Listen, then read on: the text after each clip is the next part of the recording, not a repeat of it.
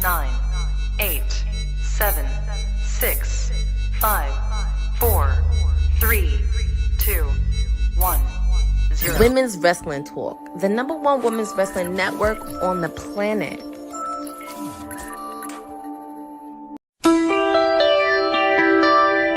From New Jersey, the timeless elite one, Stone Cold Courtney Rice. I have a lot to say. You wretched little bitch! I actually do love my intro, but happy Wednesday, everybody! You know what it means? It's Timeless Elite Wednesday, and we are kicking off with Hangman Adam Page because he is on the mic right now, and I'm sure he has a lot to say regarding last week.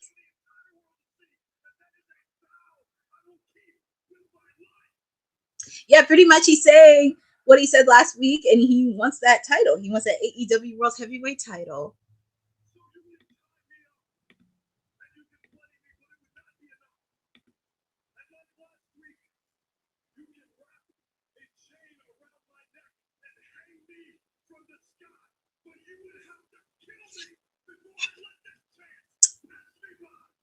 I think Jon Moxley went with he messed with the wrong cowboy.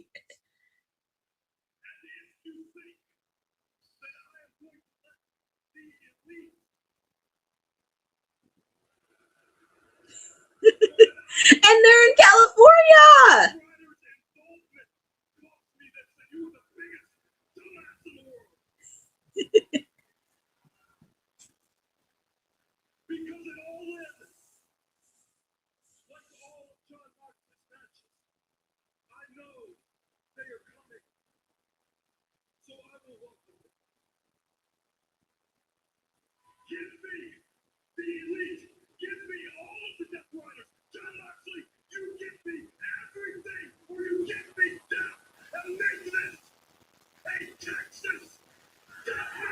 Oh, ladies and gentlemen, breaking news. Apparently, between the match between him and Moxley, it will be a Texas death match. And that's his backyard with the fact we know how he faced off against Swerve at Full Gear. This could get really nasty, but here comes the AEW World Heavyweight Champion, Jon Moxley, or as I call him, Peter Griffin's long-lost brother, alongside Marina Shafir. So, this is going to be very interesting. Interesting way to kick off Dynamite 300. Hey, Boza, you are correct. They are in Ontario, California today for Dynamite 300. And throughout these 2 hours, you all get to share all your moments from the past 300 episodes so far, because we're going to celebrate, as you know, AEW Dynamite. It's entering Metropolis because in honor of the Superman movie that's happening next week. And of course, it's underneath the partnership between Warner Brothers and AEW. We're going to have a few matches that kind of are inspired by the upcoming movie Superman, which I love. And we're entering Metropolis. And I think I already know who is Lex Luger in all this. It's Jon Moxley does make a perfect representation of Lex Luger. And I'm okay with that. I really, really am. But thank you guys for joining me on Wednesday, of course, in Ontario, California. And he's just itching his way in. And I'm sure Willow Nightingale wants a piece of Marina Shafir, especially after what happened last week with the Fatal 4-Way match to determine the #1 spot for the Casino Women's Royale. I'm pretty sure she wants a piece of her because we saw last week where that little rump Wheeler Yuta and Marina Shafir got themselves involved in that match. So we're going to hear what the world's heavyweight champion, Jon Moxley, has to say.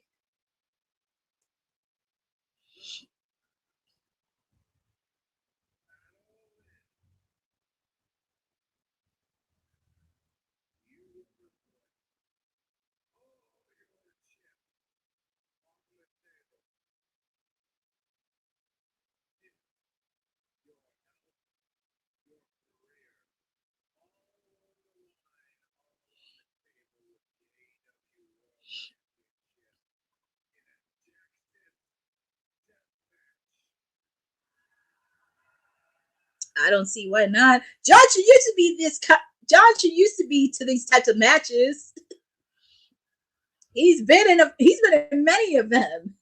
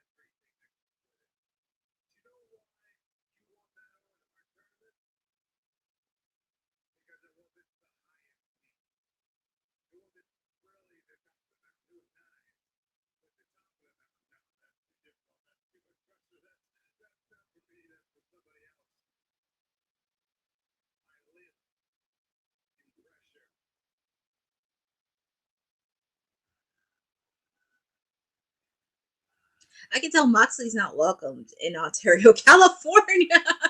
He is not welcome. It's one of the cities since he's been champion. He's been not welcomed.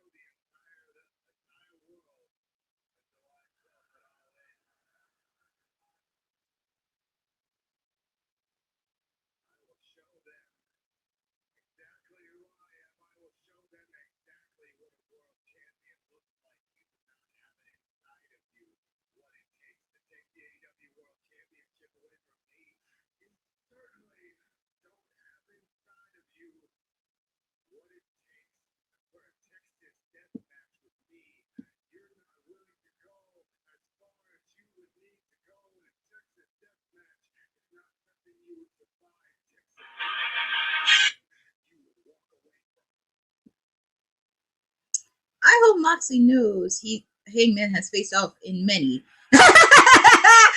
You messed with the wrong cowboy. And these guys are not waiting until All In. And I just can't believe it's next week. What does Hangman have in his pocket? No way. He has a knife? He has that little right. Yeah, and he punched that little Wheeler Yuta. And why? Marina slapped Hangman. Are you crazy? Why would you slap that deranged cowboy? He is not the cowboy you want to mess with. This is where you need to bring Willow out here, because hasn't she learned a lesson with Jay White? Hasn't she learned a lesson with Jay White a bit? And I'm telling you something, you don't want to mess with the cowboy. And there's Claudio, because we haven't seen him the last couple of weeks. And of course, obviously, 2-on-1, 4-on-1. I know, well, Ospreay, he's going to be in action. And of course, Marina and John Moxley left.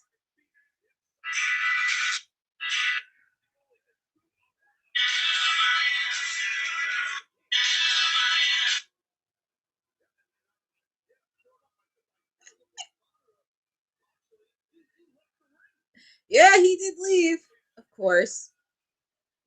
You would think Marina learned her lesson by now, especially what happened with Jay White. But it looks like Claudio and that little runt Wheeler Yuta just pretty much destroyed Hangman. And it's just pretty much they're trying to soften him up before All in Texas. But I feel like this is where Hangman's going to have some unlikely backup. I mean, I know Ospreay and Swerve have their hands full with the crappy EVPs, but I think Hangman's gonna get some unexpected help.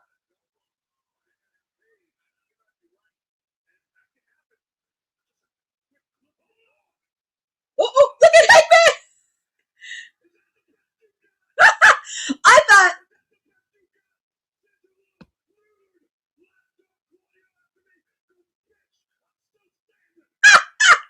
See, and this is what happened when he was feuding with Swerve. Swerve got up too after that broken glass. I haven't seen that way since Swerve and Orange Cassidy.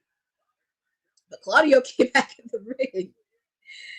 You messed with the wrong cowboy, sir.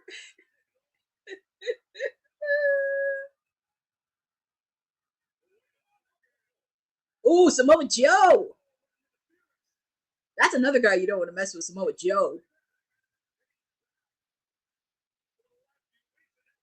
Yeah, the Ops had their backs the last couple of weeks because I know Ospreay and Swerve have their hands full with the Young Bucks. You know, what are you gonna do? What's that little runt gonna do? And here comes Powerhouse Hobbs. Shibata.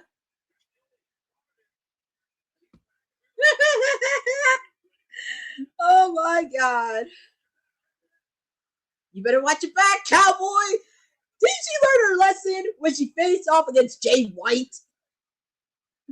You would think.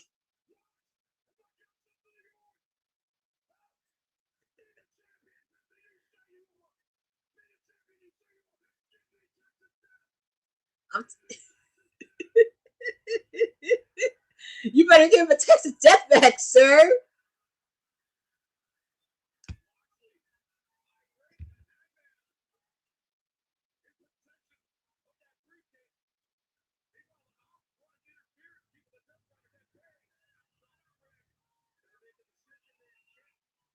It would have been nice if Willow, because like after she got screwed last week.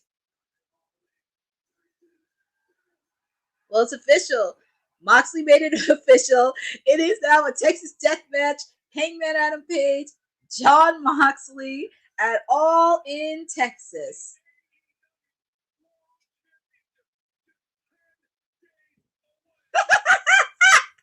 You messed with the wrong cowboy. Marita should be scared. Between him, Swerve, Orange Cassidy.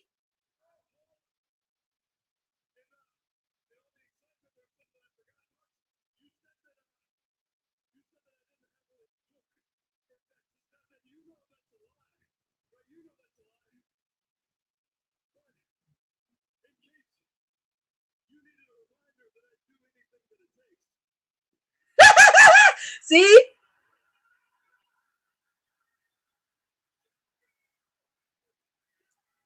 You knew it was coming. You knew it was coming. Buckshot eye to Marina Shafir. I have to say this. She got a beat up from Hangman. She got beat up by Jay White back at World's End last year. And then how many times Willow had to beat the crap out of her. I don't think Swerve did. Oh, and Swerve, he did a house call on her. Oh, man. You mess with the wrong cowboy.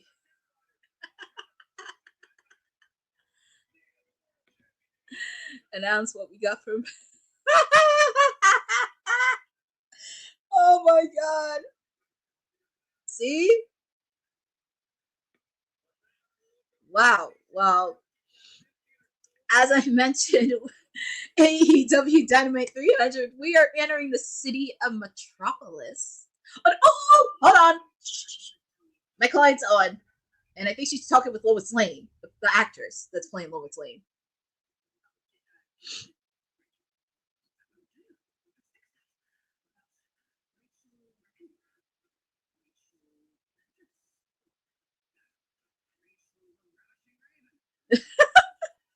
I think if they ever did a Superman, I could definitely see her being Lois Lane. I could see her being Lois Lane.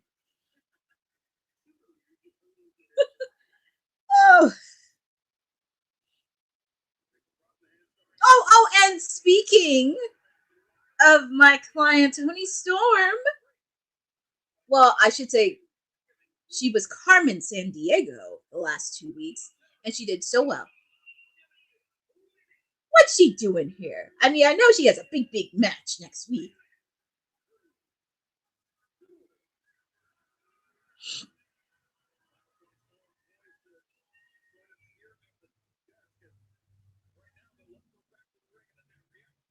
Oh, and she's going to be doing commentary tonight.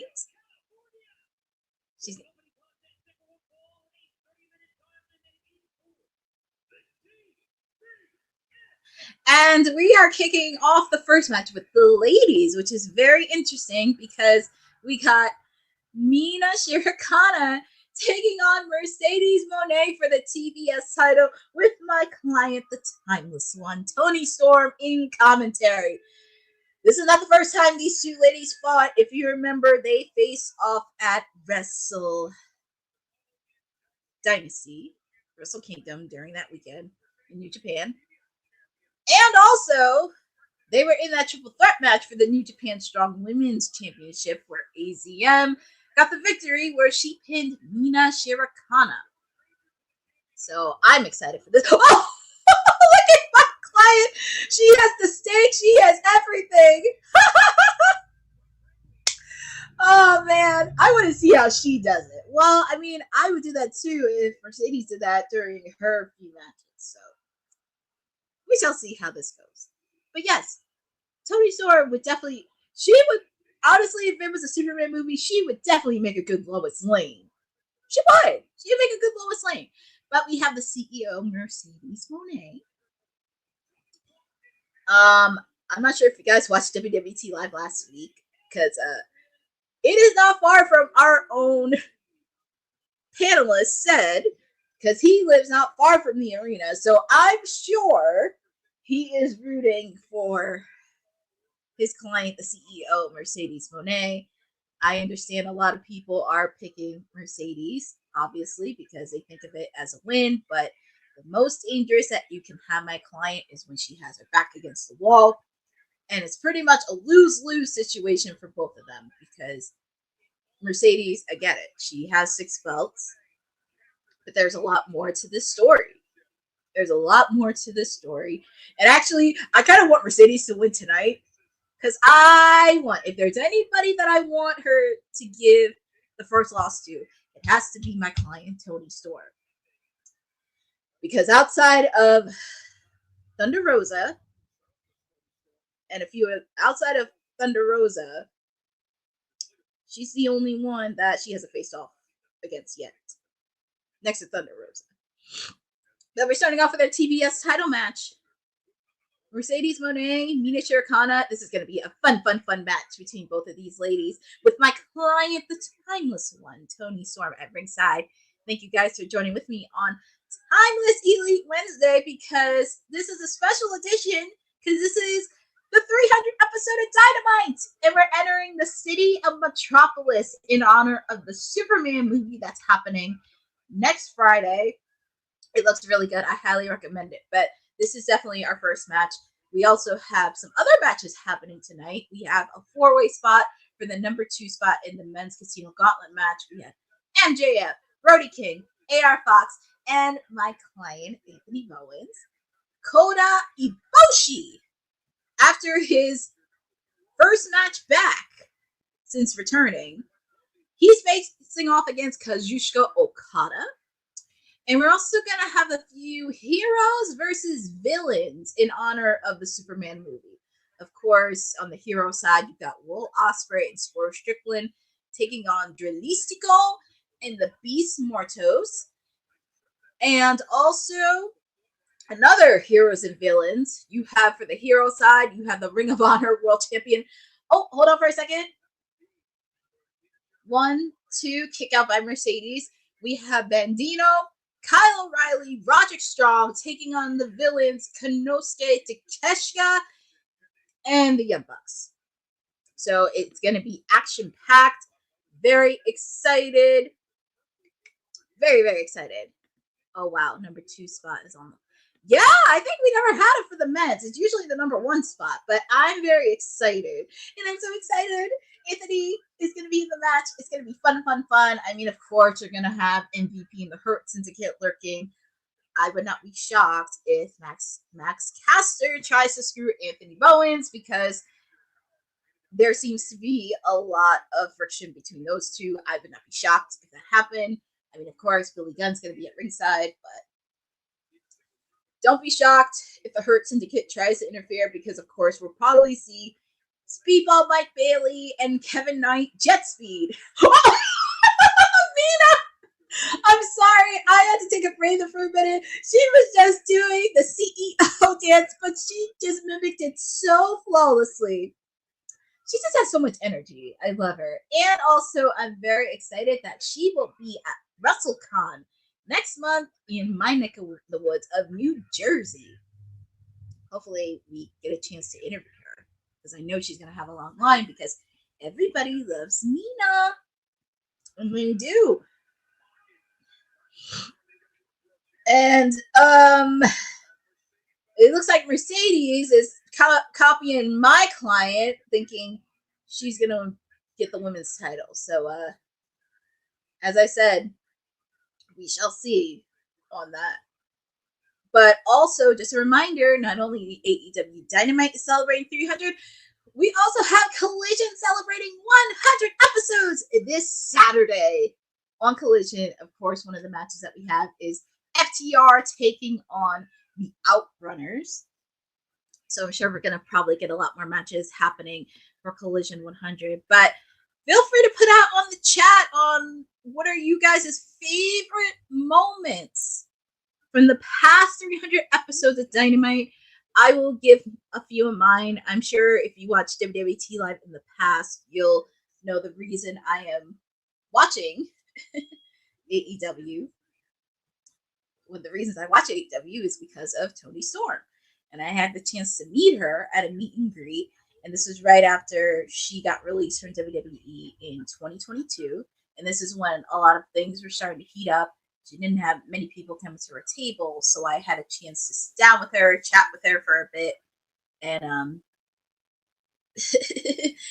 it was really cool talking to her for a little bit. Gave her a hug. We went our way. And a few days later, she made her debut in AEW, which is really, really cool. And I'm sad because even though it's in picture, I don't see the match going live. So it's on commercial. So I pretty much have to sit down. But yeah, Toni Storm making her debut even a few days after I met her. That's insane. As much as I don't like her booty, Mercedes Moné jumped to AEW was pretty big for sure. Absolutely. When she made her debut at Big Business in Boston, that was pretty crazy. For her to come in and she did that, oh my God. Late Brody Leeds tribute show. Yep, Brody Leeds tribute show was great. Darby. Hi, Byron Cutler. Thank you for joining on this watch along. Darby, Bryan Danielson. Costing Moxley. that was pretty much a good moment.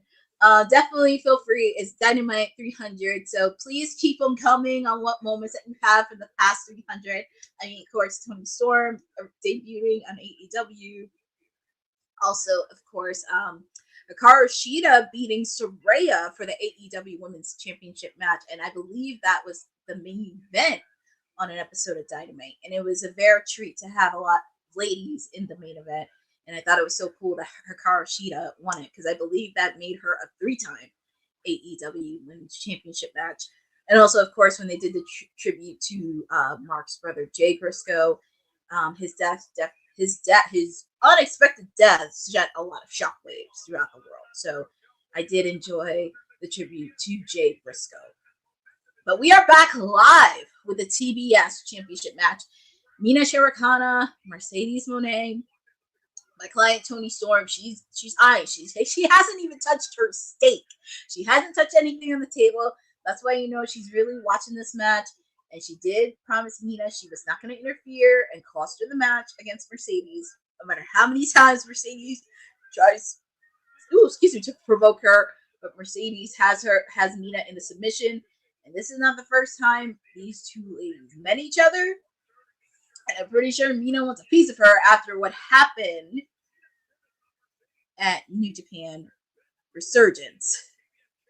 Because after AZM won the New Japan Strong Women's Championship match. But it looks like Mina has a submission. As much as I love Mina, I really want Mercedes to retain, only because if there's anybody that's going to give her her first loss, it's my client, Toni Storm. I want her to be the first to do it. But I don't want to be that selfish. But those two ladies rolling outside the ring. You can tell Mercedes is holding her hamstring.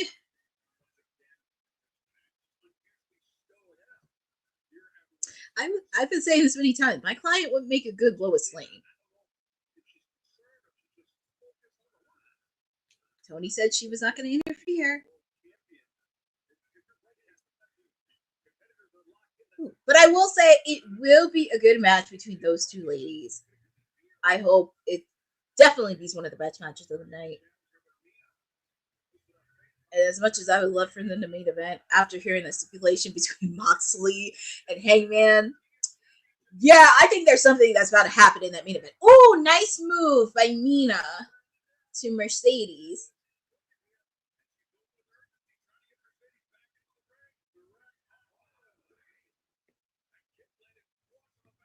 And hi, Aaron Teagle. Thank you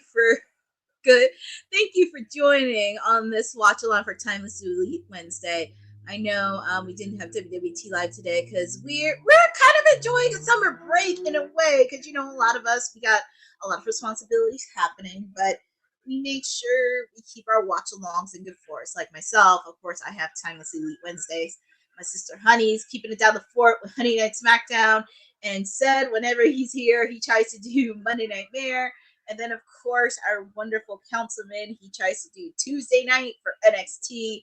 But, we've been enjoying, summer break from WWT. But we always make sure to do that. But make sure we do keep track of the watch-alongs happening. And I'm looking at Mercedes' face because she always looks so frustrated. She gets mad so easily.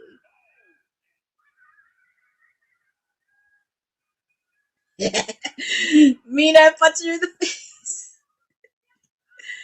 Oh my god. Oh my goodness. It's like a punching fest between these two ladies. These two ladies know each other so well. It is insane.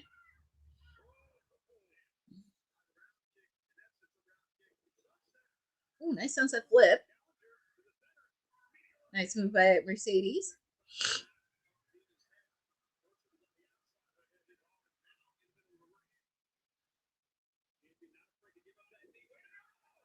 Oof. Mina got hit in the head. To the knees. Kick out by Mina.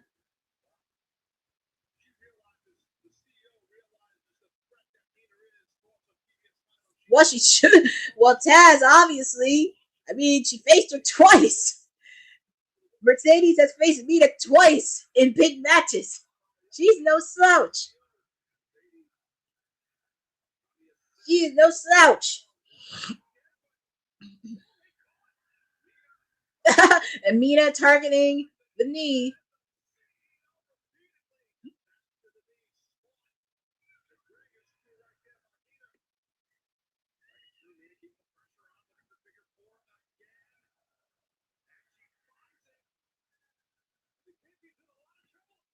Oh my goodness, she got her in submission. But Mercedes, she's close to the ropes. Is she going to get it?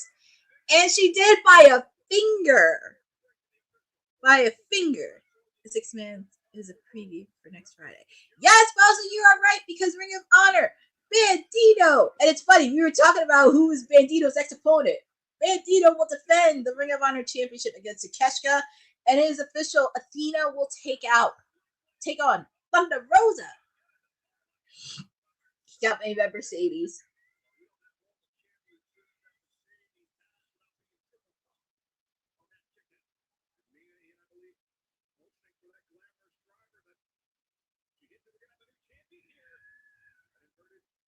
And also, oh, and I think she's going to do a finishing move right here. But Mina blocked it.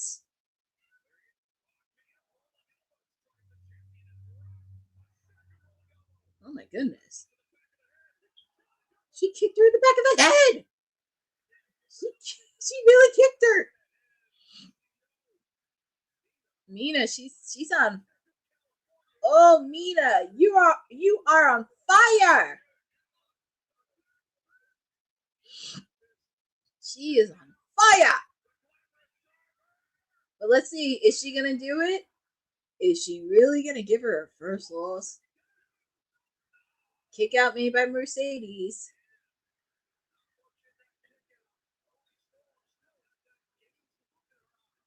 And look at my client. My client is standing still. Toni Storm has not moved at all. She has not touched her stake. She has just been focused. Laser focused on this match. And that's where she can be very dangerous. Even if you have her up against a wall, this is where she's going to be very dangerous.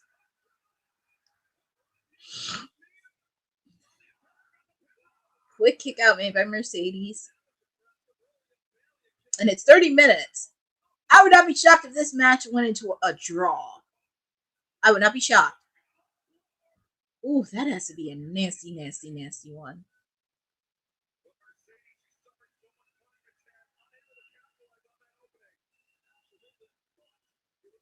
And it's past 8:30. I always love it when the ladies start off. I don't want to draw, but I can see. I know, Boza. That's what I'm saying. I would not be shocked if this match ended in a draw, and especially the last two times these two met. I would not be shocked. I don't want to draw either. And we are only 10 days away. 10 days from All in Texas. We were just talking about this back in February about All in Texas, and here we are. She's going to do a package. 2, 3. Yep, your winner. Your winner of this match. And still the TVS champion, Mercedes Moné. I mean, I know people wanted her to lose tonight, but I was like, nah. It has to be big. It has to be big. But look at Mina. Ugh. And Mercedes attacking Mina after the match. Here comes... yeah, you better run. Toni Storm trying to help Mina, but of course Mercedes wants to get the upper hand here.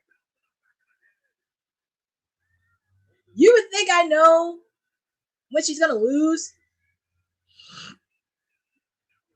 Oh, is that a cake? Happy 300? Oh, wait. Hold on for a second. I just realized today actually marks Mercedes 1,000. Oh, and she threw it at Luther. You don't throw it at the Butler. I just realized today is her 1,000th match. I just realized that. But Mercedes thinks she can get it. She's on top of the world, all right. You know, she got the 6 belts.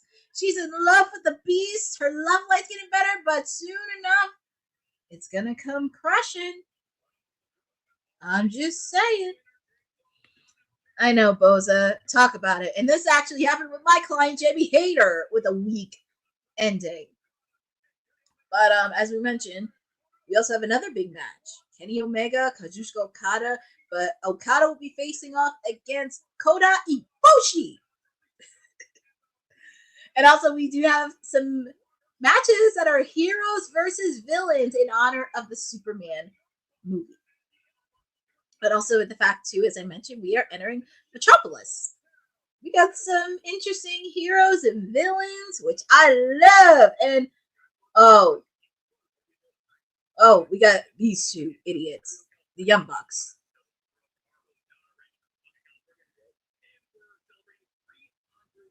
Oh, well, it is true. They are in their hometown, Rancho Cucamonga.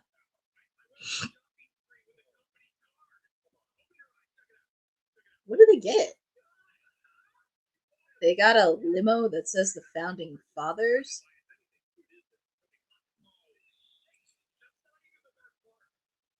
They said Tony Khan did this?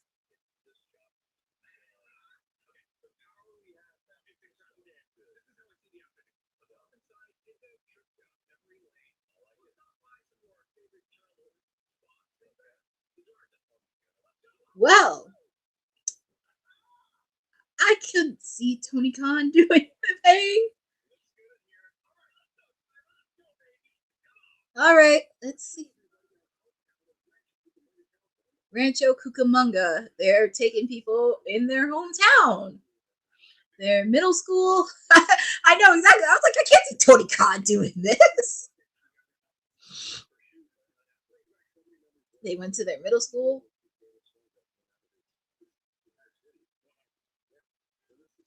Whoa. Oh, that's going to be fun.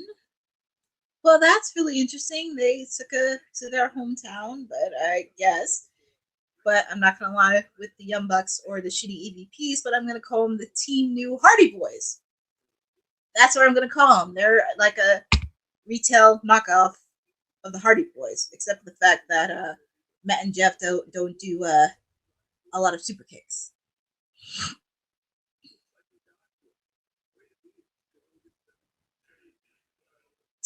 Yes, thank you for that. I did see that. The Fatal 4-Way match is up next. I mean, of course, I'm rooting for my client, Anthony Bowens. I mean, come on. But I know people are going to go for MJF. I'm happy AR Fox is getting a lot more TV time. I'm really happy on that. He's getting a lot more TV time. But like I said, I would not be shocked if the Hurt Syndicate try to interfere. Of course, you'll probably see Speedball and Kevin Knight try to come in, even the odds. You also have Billy Gunn at ringside. And also, I know this happened last week, but I would not be shocked if Ricochet came in and cost AR Fox the match after what happened last week when the two of them teamed up to take on Jet Speed. So, a lot of layers happening, but you're hanging with the timeless elite on this special 300 episode edition of AEW Dynamite. We are entering the city of Metropolis, where we are promoting the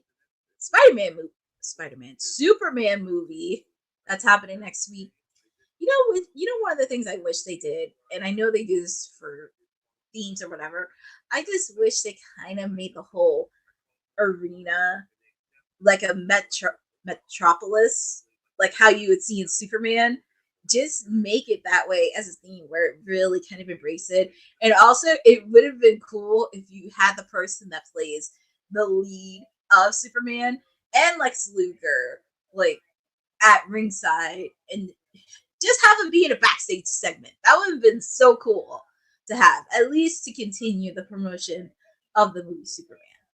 That's the PR princess in me. But I can't believe it. 2 hours, and we are back at 2 hours. Where has the time gone? It just feels so good to finally be back at 2 hours. I just feel like the whole month of June has just been, it's been very bizarre. It has been very bizarre throughout June because the first 2 Wednesdays of June, we had 4 hours of AEW Dynamite. The first one was Fyter Fest, where it had Dynamite and Collision. Then the second one was Summer Blockbuster. Then we had Mexico for 2.5 hours. And then we went to the Pacific Northwest. Oh, and we are back live. And we got those crappy EVPs where they're taking them to their hometown. So, yes.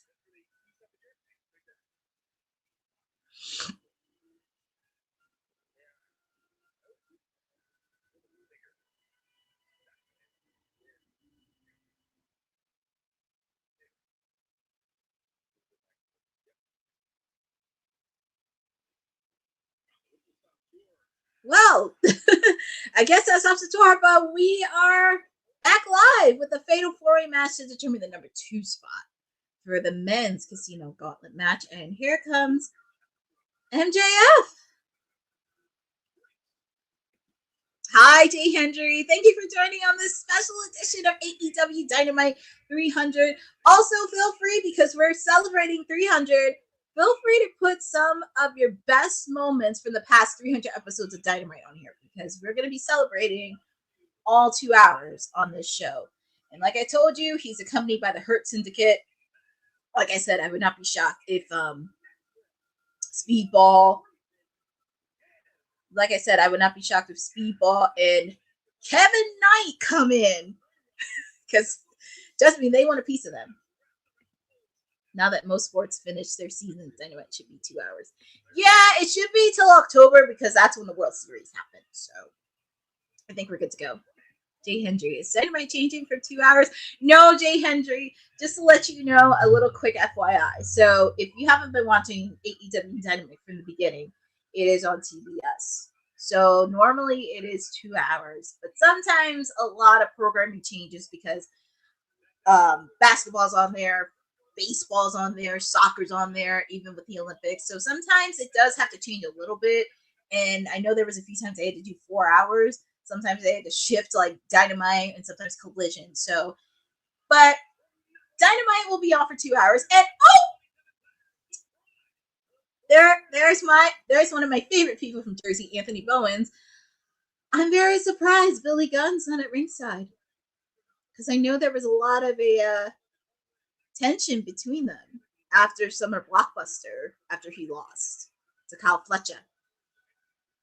I would not be shocked if Max Caster tries to interfere, because I kept saying they need a match. Them two need a match either at All In Texas or Forbidden Door in London. So, and then we're just waiting on one more. We're waiting for Brody.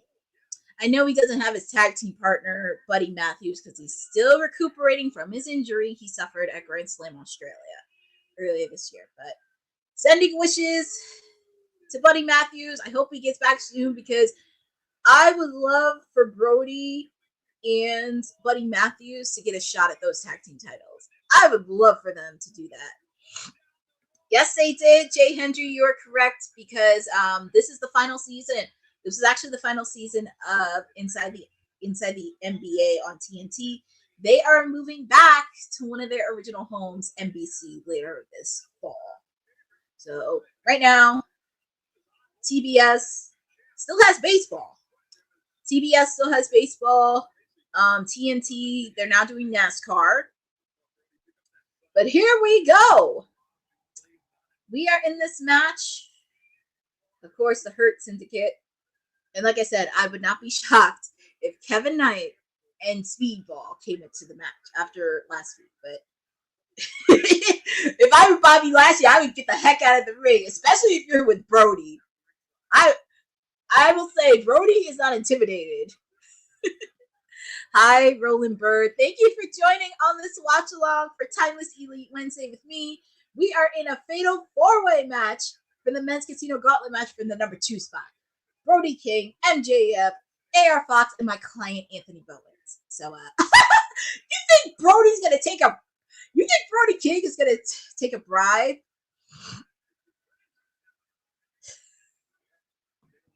Oh, Brody's not taking. He's not taking no bribe.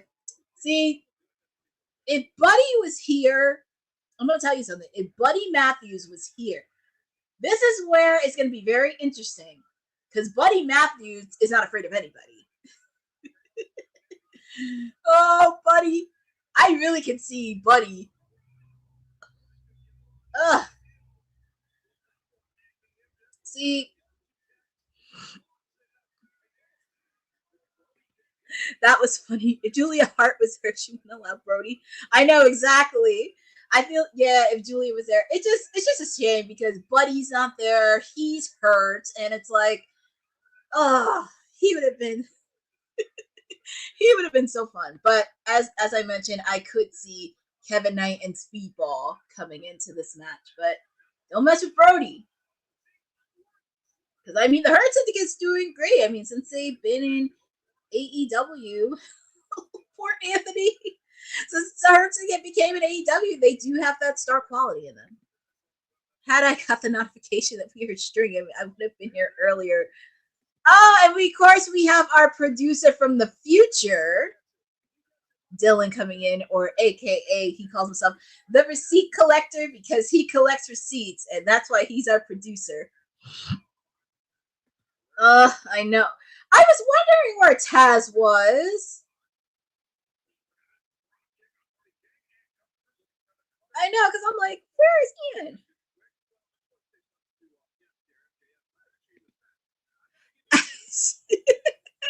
Well, producer from the future, I'm going to give you a different theory because I don't think Darby is going to come tonight. That's why I have a different theory, but I'll share it throughout. And yeah, he took Chaz's job. No, Taz. He took Ian's. Well, Ian's right down there, so why is MJF? And of course,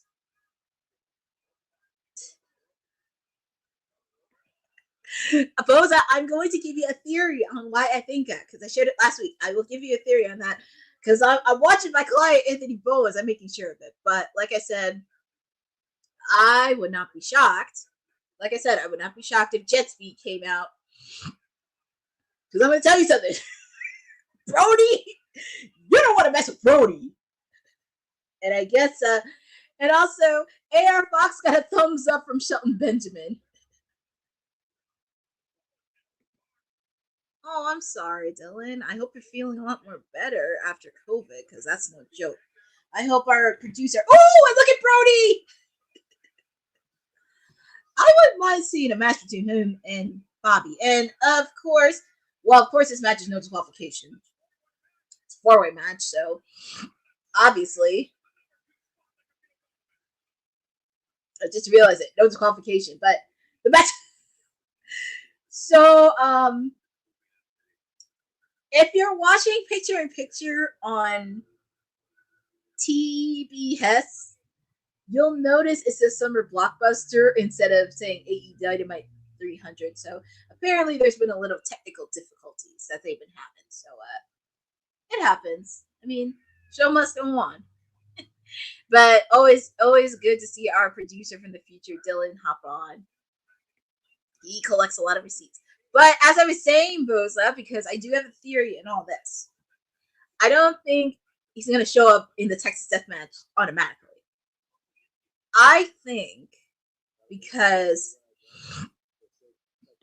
if MJF is in the Casino Battle Royal for the biggest show of the year, well, no, Dylan, I have my thoughts on this one because I was thinking about this too. And even with MJF putting in, and hopefully they make up for the disaster that they had last year at Wembley Stadium when Christian won it and don't have a flop, why not have Darby Allin enter the Casino Battle Royal? I mean, I know it sounds crazy, but that would actually be pretty interesting because you don't know who you're going to get in the Casino Battle Royal. I mean, obviously, my client Orange Cassidy, he's not going to be in it because he tore his pectoral muscle back in April, actually back in March. So he's going to be probably out the rest of the year.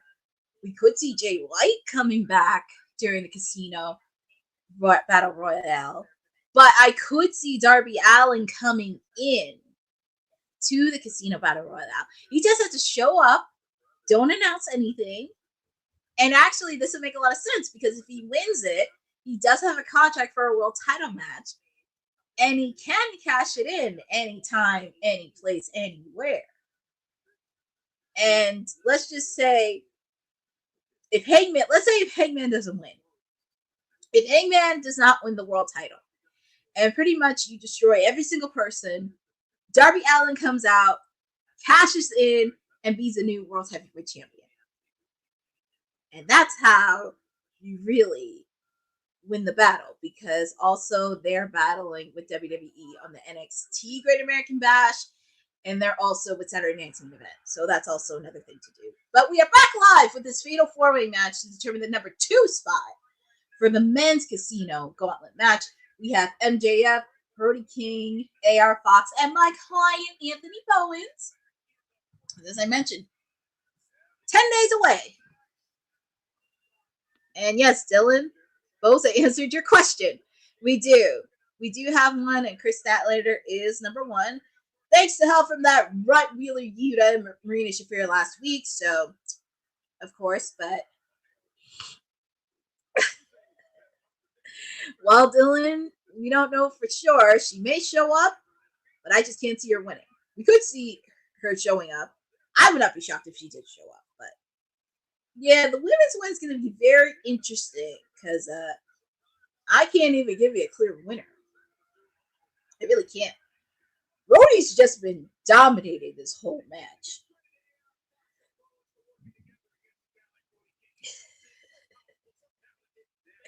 I'm going to say this.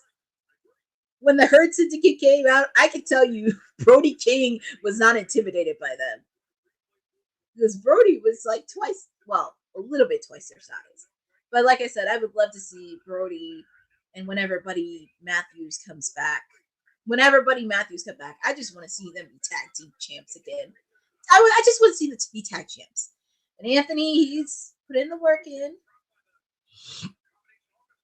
And this fatal four-way match is no disqualification too, so anybody could interfere.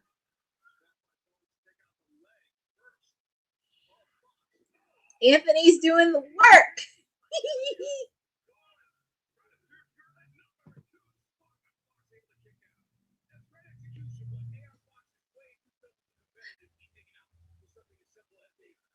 Anthony's doing his thing. Hi, Eddie Foster. Thank you for joining on this watch along for AEW Dynamite. Because this is a special Dynamite, they've celebrated 300 episodes and we're entering the city of Metropolis where they are celebrating the new Superman movie that's happening next Friday. Throughout these 2 hours, feel free to put in some of your favorite moments from the past 300 episodes from Dynamite. Feel free, I know Boza put it in the chat. Feel free to put all whatever moments that you have in the chat. It's interesting. MJF is where his wrestling gear is like similar in homage to MVP. It's just so crazy. I never expected him to wear stuff like that.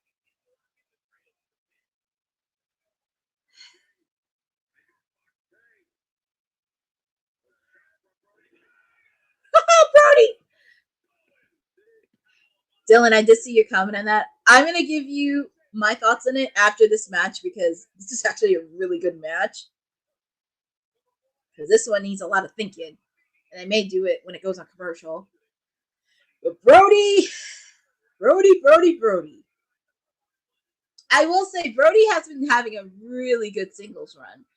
But that man needs some singles gold. Ooh, and he missed a cannonball by MJF.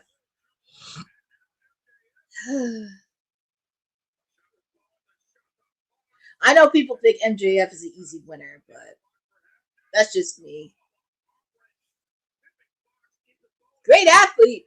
He's just a big fat jerk. He's biting Brody's face.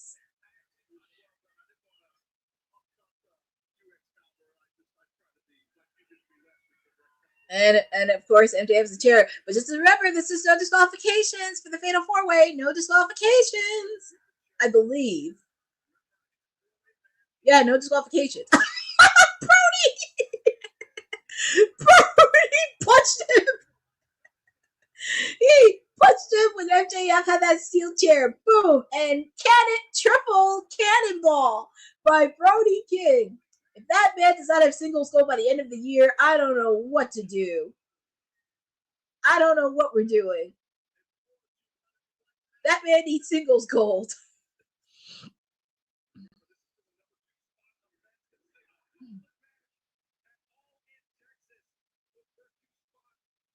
Anthony, nice move. AR Fox.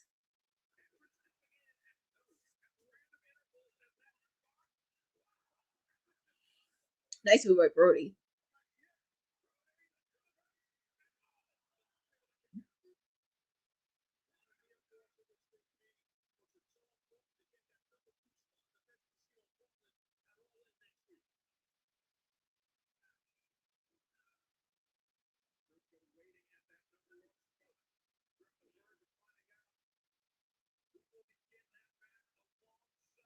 Air Fox. 450. Perfect 450. I I'm happy Air Fox is getting a lot of airtime these last couple weeks. It looks like he mollywopped him. Oh, from the MJF. Hammerlock. Not surprisingly. Obviously. Brody said, not today. Brody.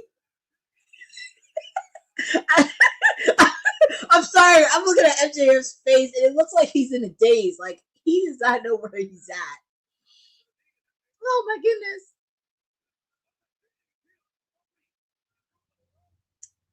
I'm very curious on what they're going to fill up because they only have 3 matches on the card tonight. I'm pretty sure hopefully we see a lot more backstage segments. Anthony, he's doing his thing. Brody. We know, Dylan, you love chaos. We know you love chaos. 2, kick out made by Air Fox. MJF, it looks like he's putting a submission hold on him. That has to be a tap out right there. Yep, your winner. Winner of this match. He gets the number 2 spot, MJF, which actually is interesting. Mark Briscoe has number 1. MJF has number 2. So. and he's yelling at the camera with his nerdy little self. That's mine. That title shot is mine. We shall see, MJF. I would not be shocked if the Hurt Syndicate tried to beat whoever's in the ring.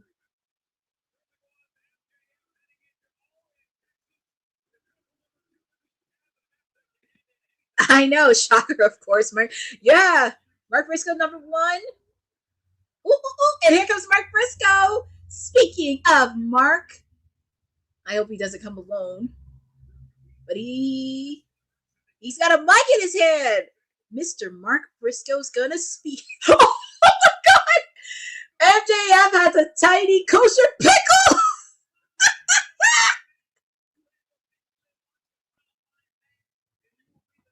Oh my God!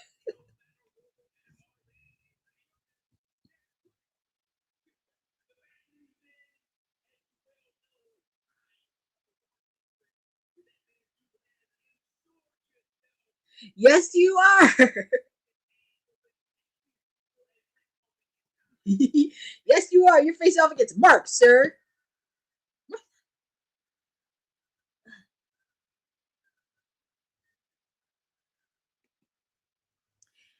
So, Dylan, yes, and they do get a contract. They do get a contract for a world title match anytime, any place. Similar to Money in the Bank.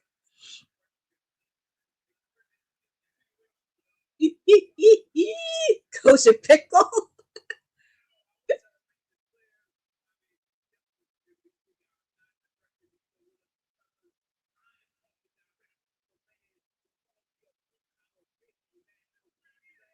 Yes, you did. You called him that. It's a good thing he did take a jab at his brother.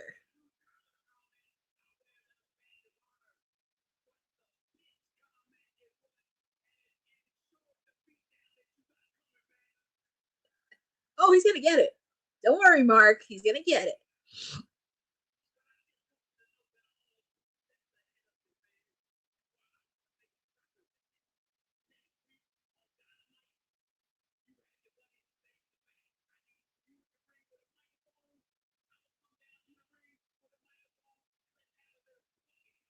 Oh, next week! It looks like they're going to have a face-off next week.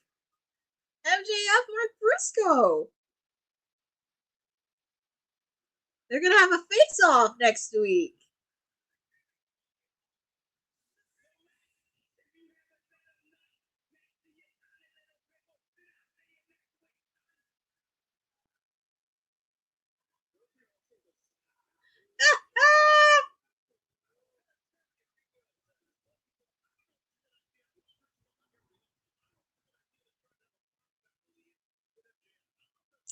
that's going to go down either way. I would not be shocked if MJF took jabs at his brother. Oh, and here comes Kevin Knight and Speedball, because as I mentioned, I thought at least they were interfering in the match, but Speedball and Kevin Knight, they got some business to handle. And if I were the Hurt Syndicate, I would not take these guys very lightly. Because I do see them being future. I do see them being future tag team champions. And they're so fun to watch. And you can see the bandage on them. They just, after getting slammed by a table next week, they just know each other so well.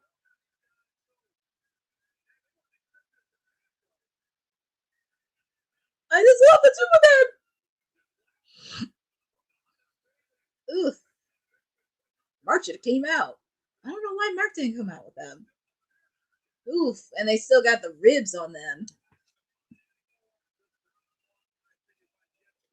I do give him credit for coming down to the ring, but whoa.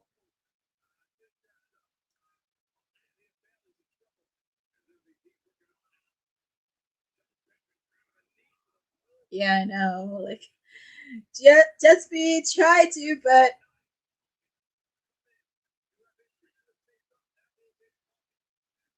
that was an easy target because they're both ripped off from last week.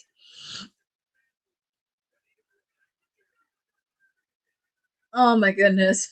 MJF saying I got $100 on them.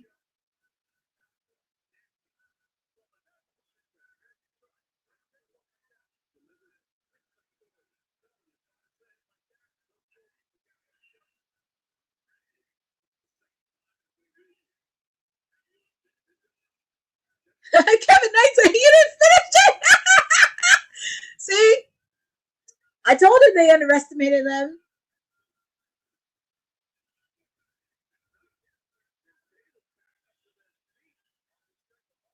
I mean, I expect their guts. They remind me a little bit of Matt and Jeff, a bit. They have that Matt and Jeff spirit, but they didn't finish. They're not going to be finished. I mean,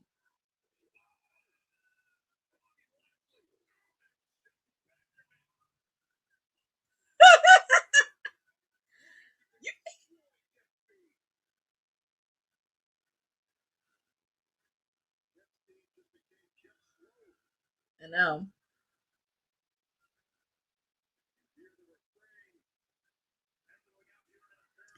And they got to. That's why they say they hurt people. Got beat down. Jet Speed. Nobody here getting attacked. Well, Dylan, to be fair, I actually have been saying this last couple months where, what? They're still up! Oh my god! They're showing a lot of toughness! Stay down. I'm like, guys, they're not going to stay down. They're not going to stay down. I love it! Oh my goodness. I give them all the guts in the world. They are showing a lot of guts.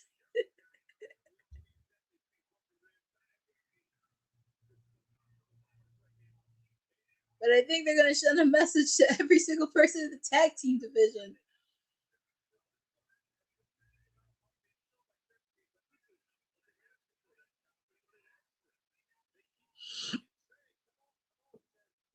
I mean, hey.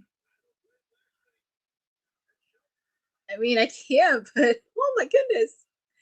They were showing a lot of guts on this. Jet Speed.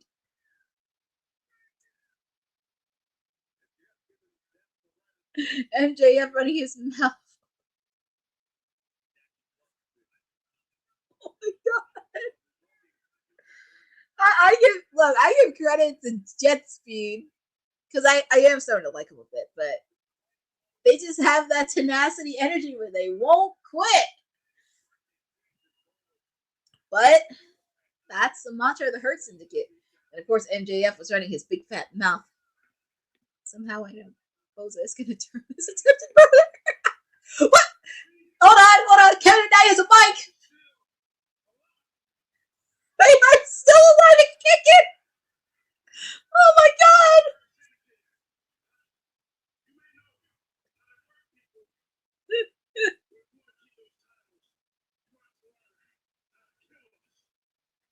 Well, that is true.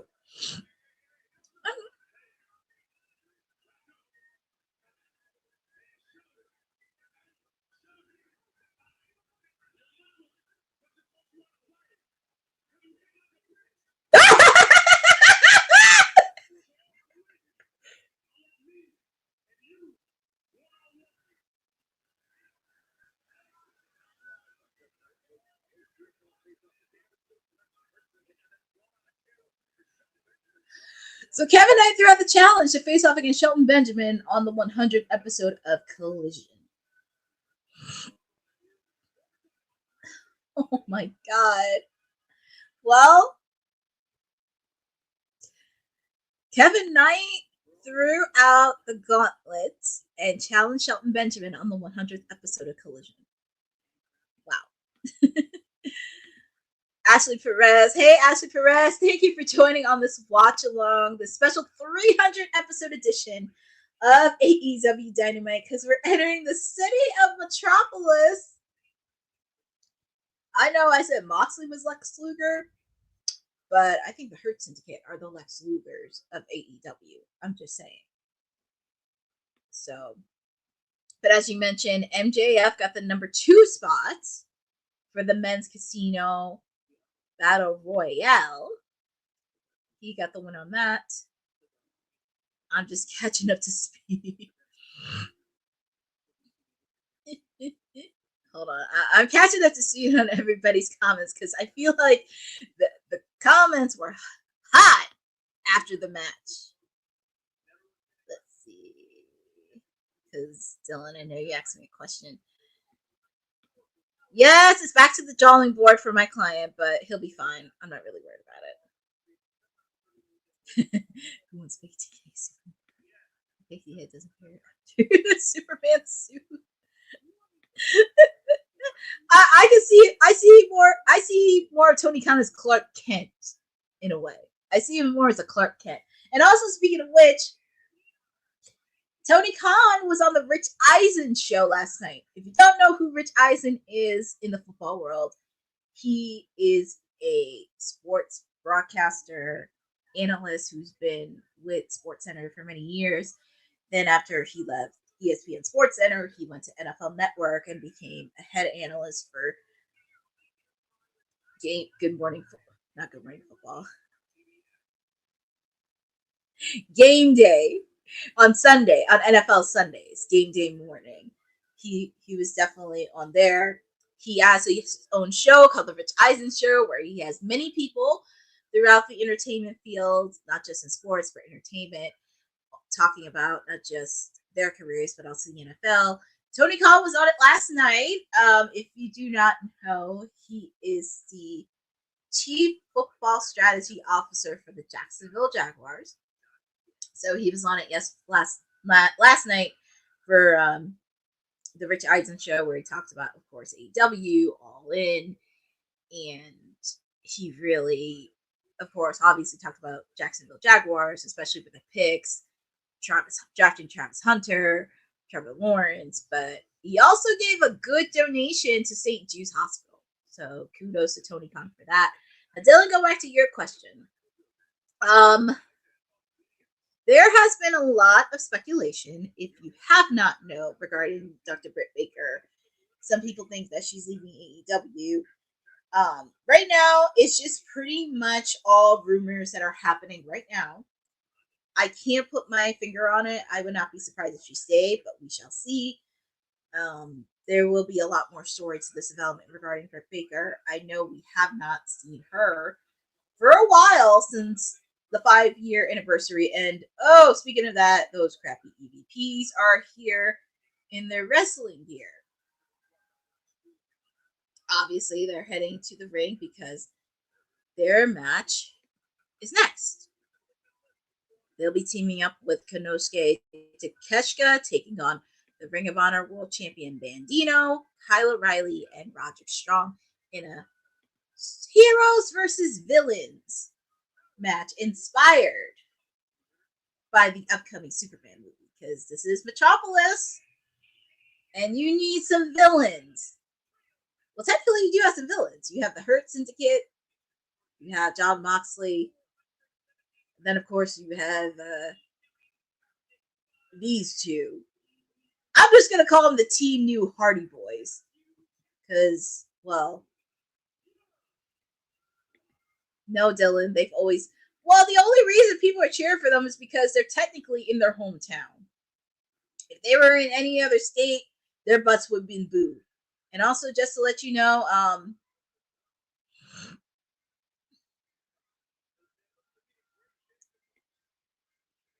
so Dylan, to answer your question, they are actually doing a double taping tonight. So after Dynamite is over, they're going to be doing a tape and a collision, and that's going to air on Saturday, which I actually do love. At least they get some time off from 4th of July. Yep, Dylan, they are getting an entrance because, as I mentioned, they're in their hometown of Rancho Cucamonga, California, which is not that far from the arena that they're in, but technically they're supposed to be heels. But I'm going to call them the Team New Hardy Boys because, well, they're kind of a ripoff, and all they do is nothing more than super kicks. That's pretty much it. That's what they're called, the Team New Hardy Boys. And Konosuke Takeshita enters the ring, but yay, we don't see that creep Don Callis because he is scared of... Good. We don't need to see that creep Don Callis because you know what it is? He's scared of Kota Ibushi. Even when he came back on Collision a couple weeks ago, he called him a maniac. I could imagine what Kota Ibushi would do if he saw Don Callis. But here comes Roderick Strong and Kyle O'Reilly. It's okay, Dylan. Their schedule, it changes far too much either. I understand. But like I said, regarding Britt Baker, it's kind of still developing. I don't know what we're going to do.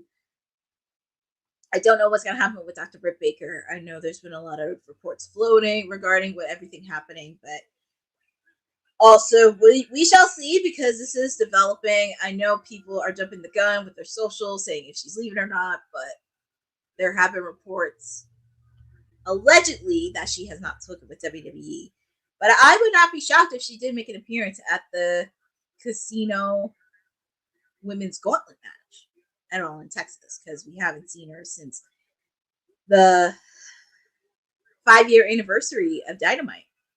We haven't seen her since then. So, and also she has taken time off because there were times she felt burnt out between her dentistry, wrestling, and everything else, and other opportunities, because I know she was doing something with Cobra Kai, but we haven't seen her since. So hopefully whatever Dr. Britt Baker makes on the decision, hopefully I would not be shocked if she did come back during the Casino Gauntlet match,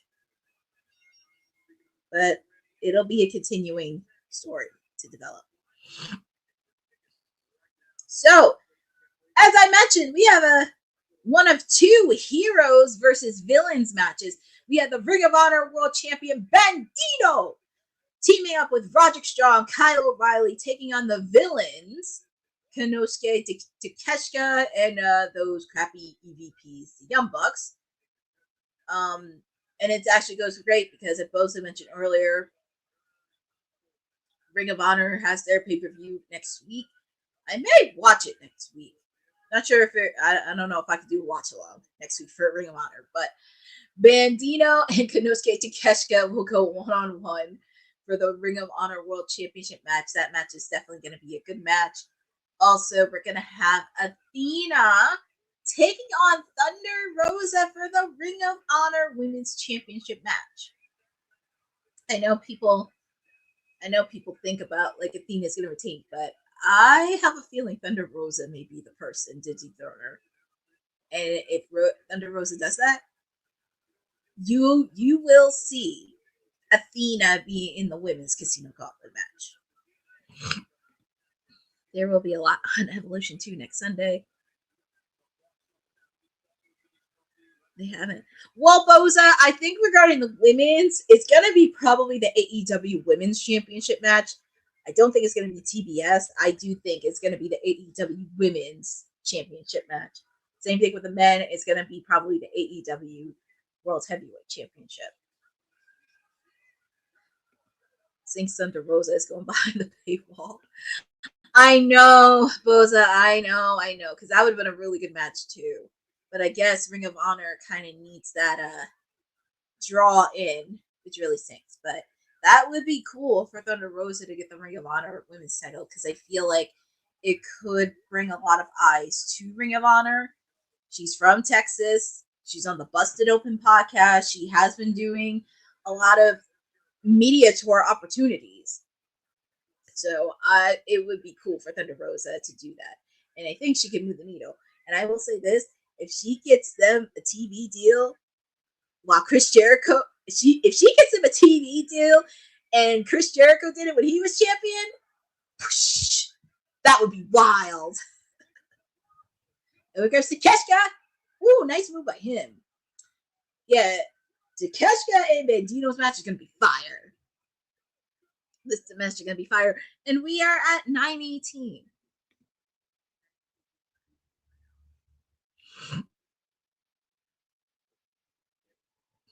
I have a feeling, because I know people think, well, Ospreay and Swerve Strickland against Dralistico and the Beast Mortos is going to main event. I have a feeling it's going to be Ibushi versus Okada. That's going to main event tonight. And it's funny, Dylan said last week that match is going to end in a draw. No, I think it's going to be a clear winner. Or I could see Kenny Omega interfering in that match. I could see either Kenny Omega or Don Callis interfering. Well, Dylan, to go back to your question regarding the tag titles, because I said the Hurt Syndicate would end up having those tag titles throughout 2025. Because I would love for them to face off not against Jet Speed, as I mentioned, Brody and Buddy Matthews, going back to the Outrunners, and also Gates of Agony. I could see them like going back, since now they're a lot possibly aligning with Ricochet. Also, if you saw the encounter last week on Collision between MVP and Christian Cage, because Christian Cage and Nick Wayne want to be the first father and son duo to be tag team champions. And also, somewhere down the line, the Hurt Syndicate's going to meet with FTR. Somewhere down the line. But it would be pretty interesting if FTR and the Hurt Syndicate did make an alliance with each other and just ramshack throughout the whole tag team division. Because at the end, you're going to need somebody. And that is where, and I've been saying this the last couple weeks, but I may do this after All in Texas, but I have a timeline, because I made the prediction that the Acclaimed will be back together in 2026 at Wembley Stadium, which, if I know people are aware, is coming back next year, but Tony Khan officially confirmed it during the Rich Eisen show that All In will be back at Wembley Stadium next year in 2026. He couldn't do Wembley Stadium this year because Coldplay booked one of their shows on that weekend. So just a little FYI, but I will have a timeline on the Acclaim's anticipated return, because I anticipate 2026. And also, if you recall from last year, right before their match at Full Gear, they had an encounter with MVP in the Hurt Syndicate. And they were in a match where you got them when they were destroyed. So, timeline will be put in place by my client, The Acclaim, but we shall see. But we are back alive with a Heroes versus Villains match in honor of the movie Superman, where the Young Bucks and Konosuke Takeshita are the villains, taking on the Ring of Honor World Champion Bandido, Roderick Strong, and Kyle O'Reilly, and they are the heroes in a trios match. See, that's the thing I wish. If they do these kind of things, I just wish it was like, I know they want to keep the ring sacred, but I kind of wish the whole scenery was transformed into Metropolis. That would be so cool, with Metropolis having the Superman theme. It just would have been so cool to watch. And also, like I said, this is Dynamite 300, so feel free to put in your favorite moments from the past 300 episodes of Dynamite. I know I shared a few earlier, of course. The reason I got into AEW was because of Toni Storm. I met Toni Storm in 2022 at a greet, and a few days later, she was on AEW. Obviously, the tribute that they did with Jay Briscoe, that's another one. When Chris Jericho was world champion, drinking the bubbly. The bubbly. My client Orange Cassidy, when him and Jericho did that debate during the pandemic, and Eric Bischoff was the moderator. Pretty much when Orange Cassidy was international champion, 2-time, and one of the best international champions. When he defended that title anytime, any place on AEW Dynamite, he just put on so many good matches. Also, I can't forget the promo that he did after his best friend, Chuck Taylor, got beat up by the Death Riders. That was one of his best promos that he did. Obviously, the Acclaimed when they won at Grand Slam New York against Swerve and Keith Lee. That was insanity. So just a few moments to stand out. Oh, and also another moment, the debut of Sting. That's another great moment right there. Ooh, nice powerbomb by Takeshita. Kick out by Bandido. And also, shout out to Ian Riccaboni as well. He's one of the announcers. He's announcing right now for Dynamite, and he also does Ring of Honor. Congratulations to him, because he made an announcement yesterday that he resigned with AEW Ring of Honor. So we'll be seeing a lot of him in the future and sending him a congratulations. So congratulations, Ian. Look forward to seeing you. And oh my God, suplex from the top rope. Knee by Kyle O'Reilly. What's Bandido gonna do? Oh my goodness, Bandido! I'm actually starting to grow on Bandido. I really am. He's starting to grow on me. And I like saying his name.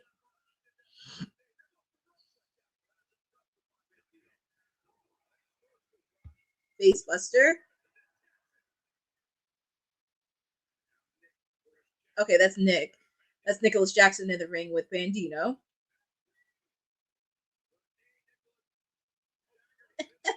Looks like Bandido!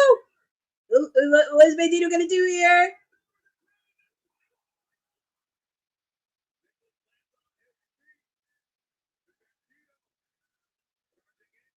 Double team? Oh. That has to be it.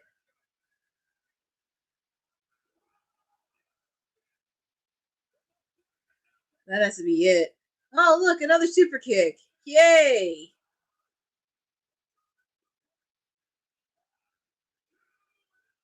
Ooh, kick out made.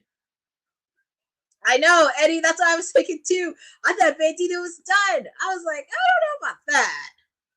But look, they have the card right here next week. Ring of Honor Super Card of Honor, Ring of Honor World Championship, Konosuke, Takeshita, and Bandido. That's going to be a good match. Don't be shocked if that creep dog Callus is there.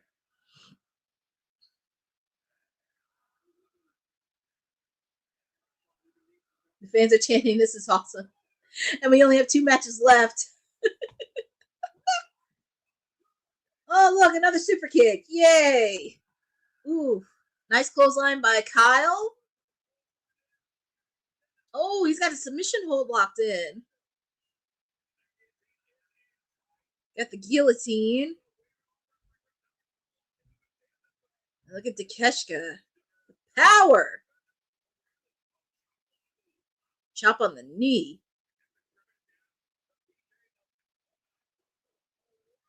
Oh, good. Another super kick made by the crappy EVPs.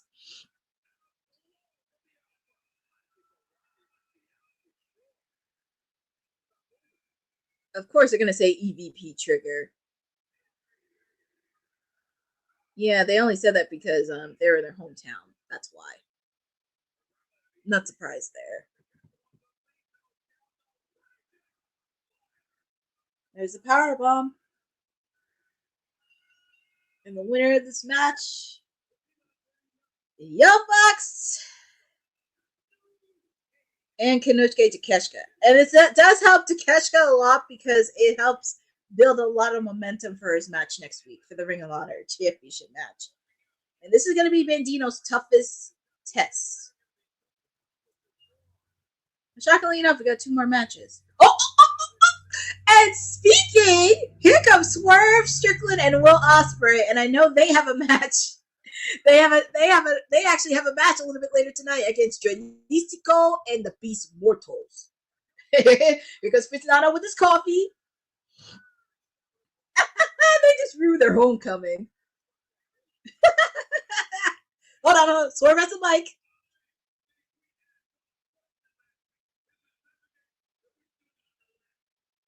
Oh yeah, Swerve did make a challenge. They did. Well, Swerve and Ospreay made a challenge last week.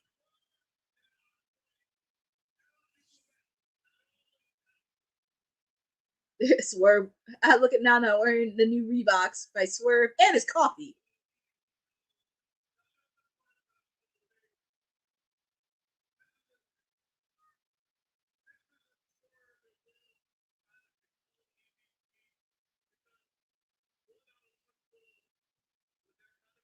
Yeah, that is true.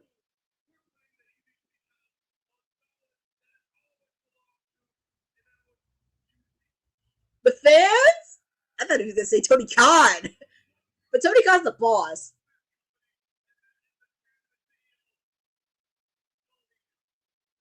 Yeah, he's the boss.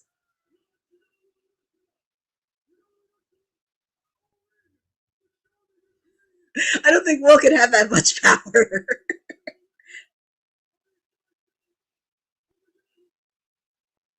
Oh my goodness.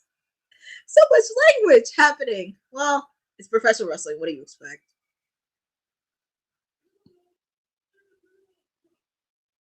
They put the challenge.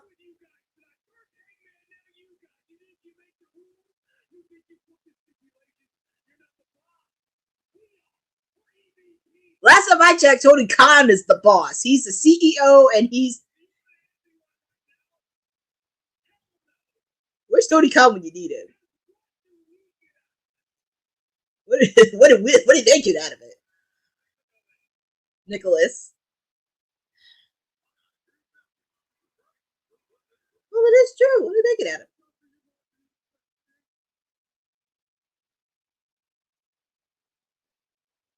it? Look at Swerve's face.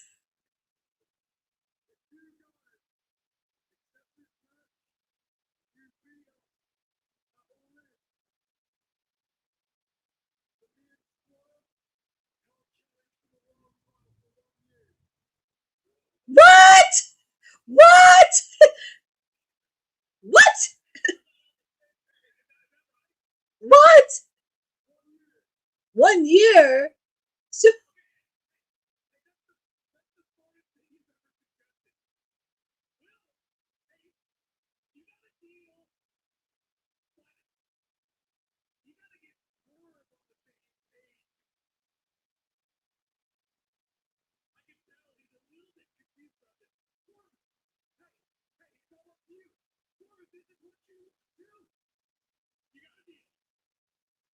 damn. 1 year. 1 year. That is crazy. And Swerve been trying to get... Oh, man.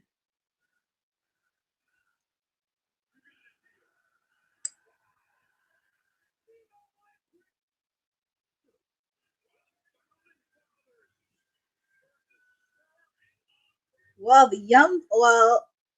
all in... What happened with my TV?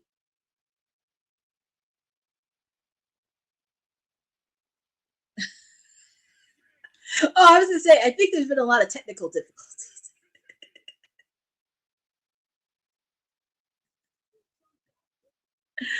Oh my goodness. So up next is Will Ospreay's Swerve taking on Dralistico and the Beast Mortos. Yeah, this is This became I know. So I think, yeah, so at least I'm not the only person that's having issues with tech feed. Yeah, it's been I mean, I understand this Dynamite 300 things happen, but there's been a lot of tech issues happening. Yeah, I mean, I know the excitement. Yeah. Young Bucks against Swerve and Will Ospreay. If Young Bucks lose, they have to give up their EVP titles. But if Swerve and Will Ospreay lose, they can't have a shot for the AEW World Title for a year. Oof. Oof, oof, oof. That is crazy. Courtney would understand it pretty. Why are you gonna put Britney Spears in this? You know, way to my heart, Dylan. Britney Spears. Britney. Oh my goodness.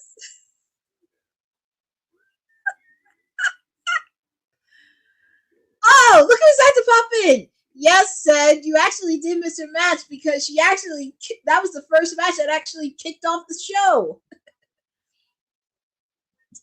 She kicked off the show, and yes, she did retain her title, and fortunately she beat up on my client after the match, but that's what I thought too. I thought Ced was at the show because it's not stadium ain't far from his house. He could literally walk there. But yeah, Ced, her match was the first match of the night to kick off. Hey, don't you be blaming Boston. Oh, you are at the show. Oh, you just got here. Well, Ced, you're just in time because up next is going to be Will Ospreay and Swerve Strickland taking on Dralistico and the Beast Mortos.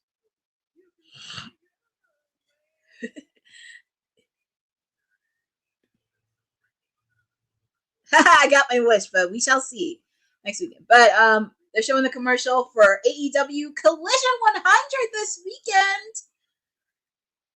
It will be FTR taking on the Outrunners. And it's funny, they're showing the promo for Pacemaker that features John Cena. Yes, Dylan. Our mayor is out there representing. But it has been a fun. OC going over Jericho. I think it was. I think that was a good moment. But yes, Mortos Moné, because Mercedes Moné is officially off the dating market, and she's dating the Beast Mortos. It's a true story.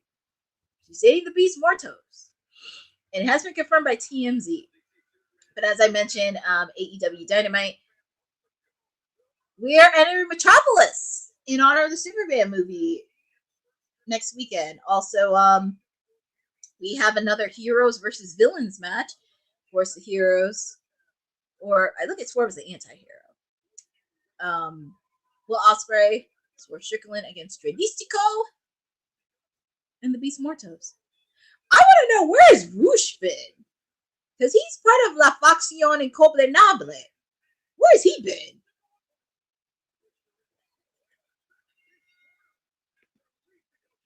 Well, to be fair, it was a moment, but to be fair, it did help Orange Cassidy solidify his being an AEW original. He's a two-time international champion, and you got to admit, when you do international champions, he put on some good matches. And then, of course, the promo that he did the week after his buddy Chuck Taylor got hurt, because that was one of his best promos.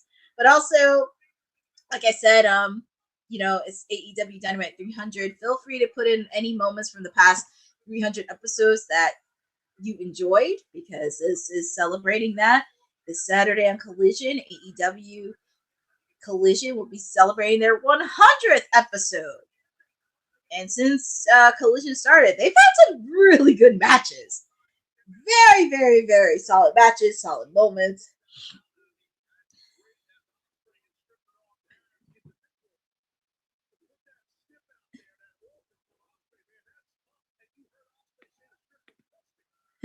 Rush is stuck in the carpool lane trying to get to Dynamite.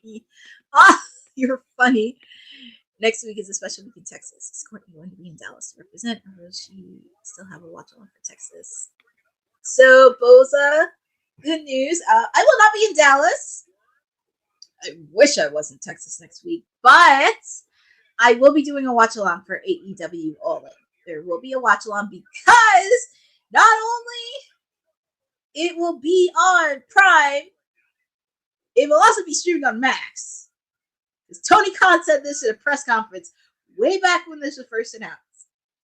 And this better be access to every single person that has Max. And I better not have to pay. Do the right thing, boss man. Do the right thing. But also, if you are in the Ontario, California arena, make sure to give a shout out to Ced, representing Women's Wrestling Talk. Woo! Nice move by the Miss Mortos. Knew this was going to be a good tag team match. Do it. Hi, Frederick Cole. Just to let you know, Collision will be on this Saturday. As I mentioned many times, they'll be celebrating their 100th episode of Collision this weekend. You already know one of the matches that I talked about throughout most of the night. FTR taking on the Outrunners this week. Oh, look, I'm looking at Cody Rhodes with handcuffs at AEW. You couldn't challenge for the World Heavyweight Championship ever, hence Adam Cole's belt was created. Oh, yes! The Cody days.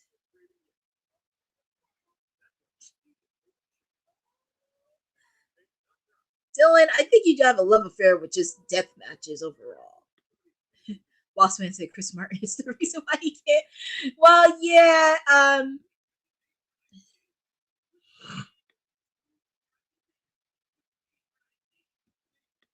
I have Max too.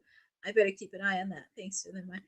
Yeah, I know. That's what I'm saying, because he announced this months ago that it's going to be streaming on Max. So do the right thing, mister. We will be now referring to the Beast Mortos as now big. Oh my god. Oh, Dylan, you are a character. That's a Coldplay reference, because that's their song Yellow. That's funny. But yeah, feel free to check out Tony Khan's interview yesterday during the Rich Eisen show, because he talks about AEW 300. As I mentioned, and I'm pretty sure we all mentioned this, AEW is going to be in Wembley Stadium next year, August. I am trying to go to that next year. I just have to see if I can get Boss Lady to get me some media access in there, and it would be nice to go global.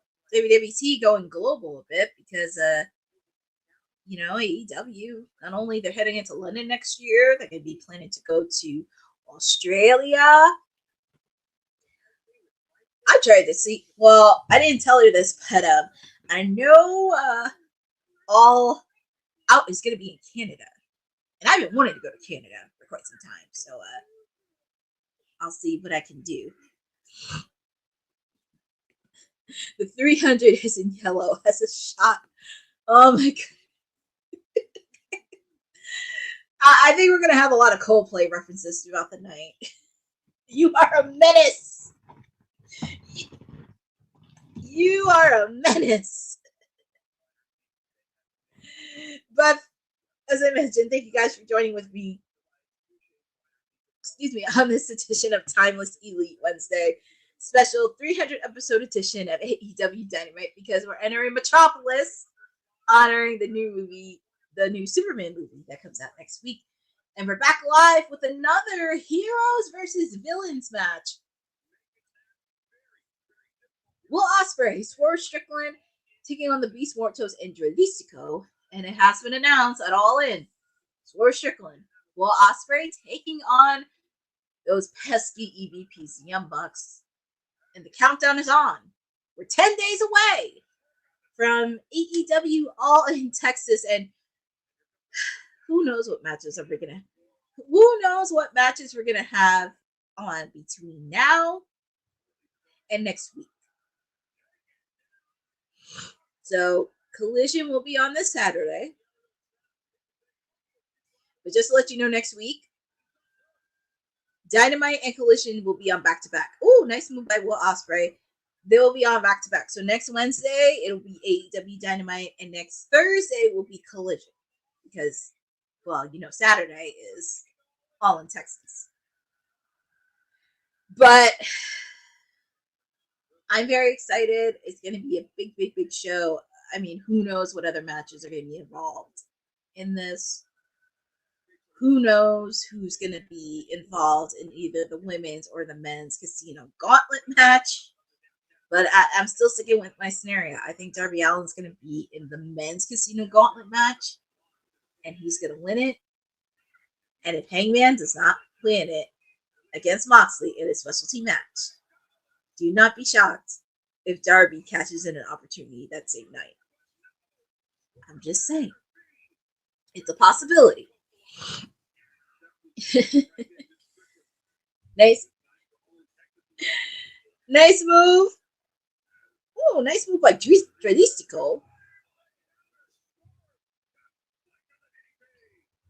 And also, definitely want to give congratulations to Swerve on his Reebok.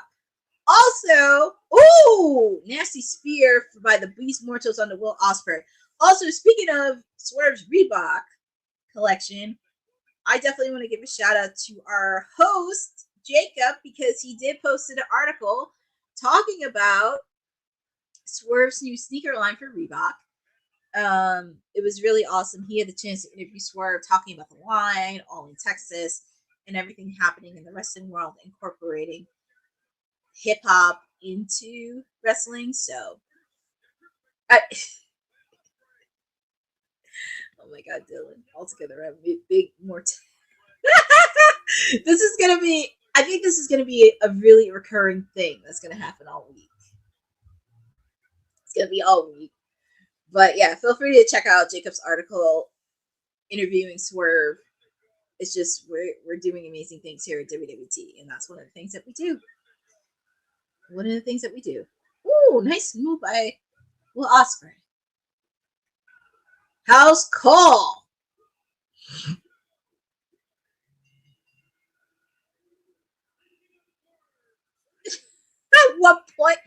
At what point will be referencing Fightful?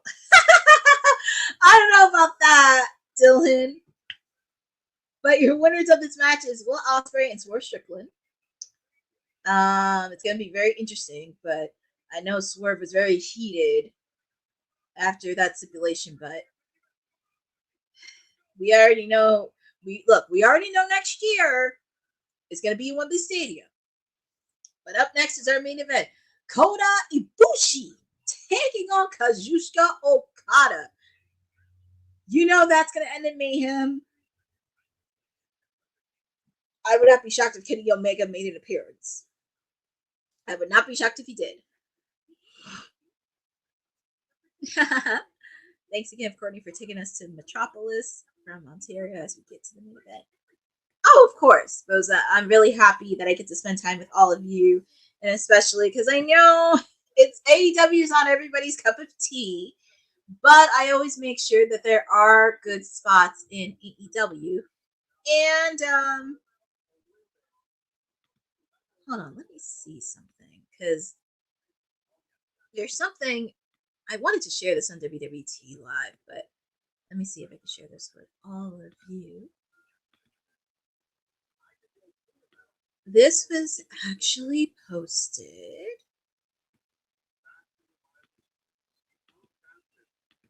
Let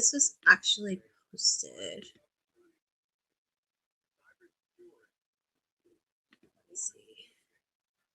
Because I meant to post this on WWT Live earlier today, and this was actually posted on Tony Khan's AEW socials. So I'm happy Tony Khan is getting a lot of press coverage related to All in Texas and last night.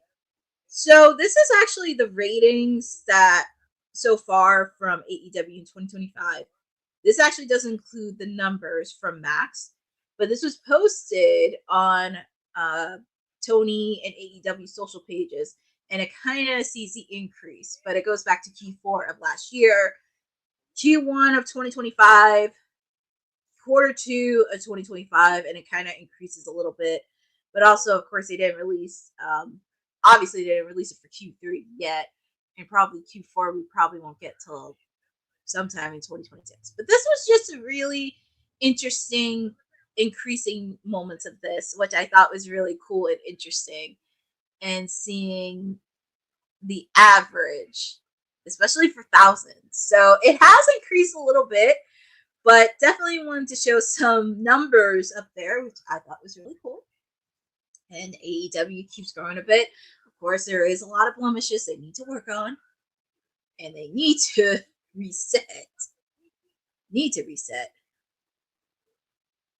They are good numbers, but and they didn't add like this. They didn't even include the numbers of from Max, but that was just a chart that they posted on their socials, which is very interesting because they don't post, which is very interesting. But I guess it's something that they're doing and learning just to take a look at it. So I will say that. And we are back from commercial. Kota Ibushi taking on the Rainmaker.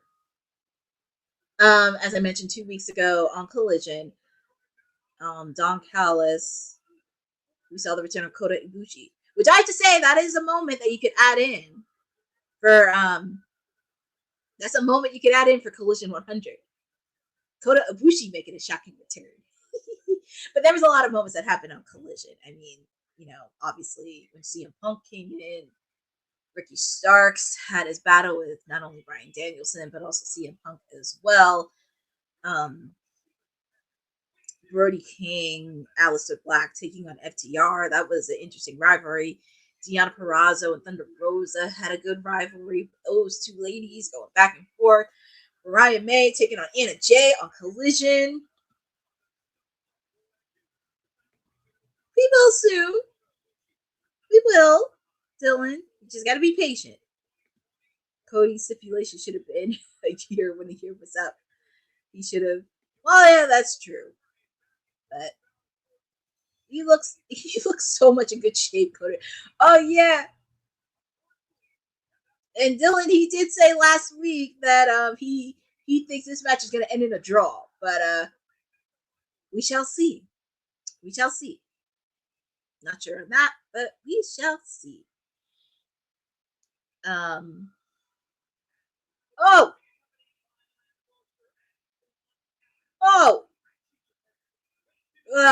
I thought we didn't see that creep. And then we have Lance Archer.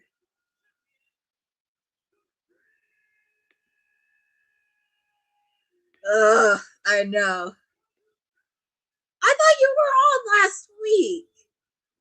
I could have sworn you were on my watch along last week, sir, because you said this match was gonna end in a draw. I could have sworn you popped up on my watch along last week, because I have proof of it in the chat. See, you're not the only person that collects receipts. Oh, that creep! I really thought he wasn't gonna show up because he called Kota Ibushi a maniac. Okay, you do that. But yeah, we have the main event. Kota Ibushi taking on the Rainmaker. And this has been a good 300 episodes of Dynamite so far. And thank you guys for sharing all your moments of Dynamite from the past 300 episodes. Cheers to 300 more. This has been a very solid and good episode. And cheers to them many more. Getting to 300 is not easy. It's not an easy task, but they did it.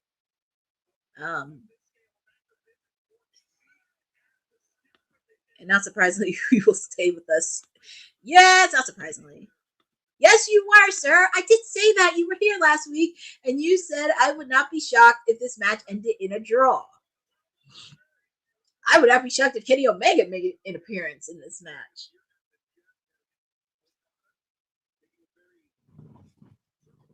But you know, it has been fun.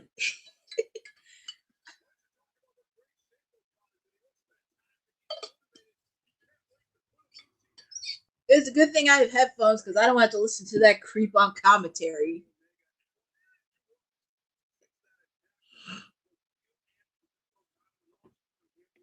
I don't see a winner happening, no. You're giving us a clean winner of free TV. You got a point there. I mean, come on, free TV. Why couldn't you give us this match at all in Texas? But I'm okay with Kenny and Okada. I would not underestimate Kota Ibushi. And it's interesting between the rivalry between Kenny and Okada because I love that they're bringing the ghost from their past. But as I mentioned, Collision 100, the Outrunners taking on FTR this Saturday night on 8 p.m. We have an all-star 8-women tag team match. Athena, Tekla, Megan Bayne, Julia Hart taking on Tay, Anna Jay, Queen Aminata. I think that was Thunder Rosa, I believe. Yep, Thunder Rosa. And Daniel Garcia, he will be in action. Members of the Don Callis family will be in action with Mystico, Hologram, and Mark Briscoe in a trios match. So, a lot of cool action happening on Collision on Saturday, celebrating 100 episodes, which is not an easy feat to do. But just a little background on Kota Ibushi, if you don't know who he is, he's very well known in the New Japan wrestling scene. Him and Kenny Omega were in a tag team called the Golden Lovers. They were a tag team way back in the day. And also, the last time we saw him on program in 2023, he was with the Golden Jets, which consisted of Chris Jericho and Kenny Omega. So, that's... And then Lance Archer talking trash to Ibushi. Hi, Ashley Perez. Thank you for joining on Timeless Elite Wednesday. So, this has been a fun time. I know we have not done WWT Live because, you know, we're doing a lot of things on social too. I mean, we are taking a little bit of a summer break, but we're trying to do best with all of you. I'm not sure if we're going to do a show on Friday because it is 4th of July and it's a holiday. We want to spend time with our families, enjoy the weather, just enjoy the holiday.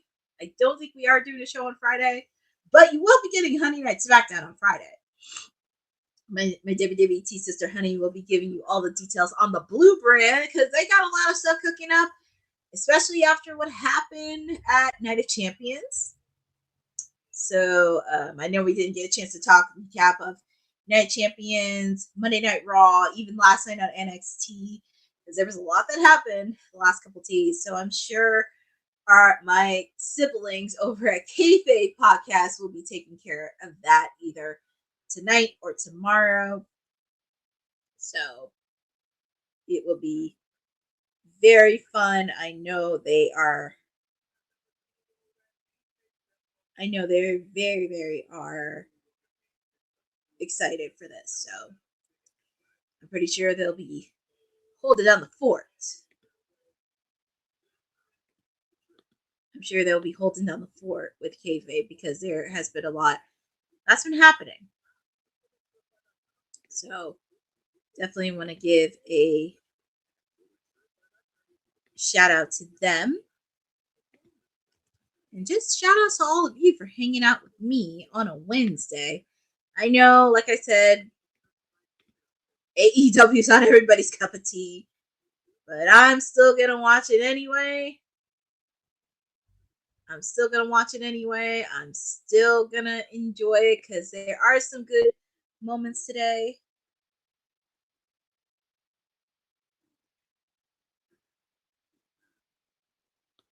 Oh, I am not okay today. I was in a wrestling watch along. Oh, I'm sorry. Ashley, I hope you're okay. Just to let you know, we're friendly in this chat.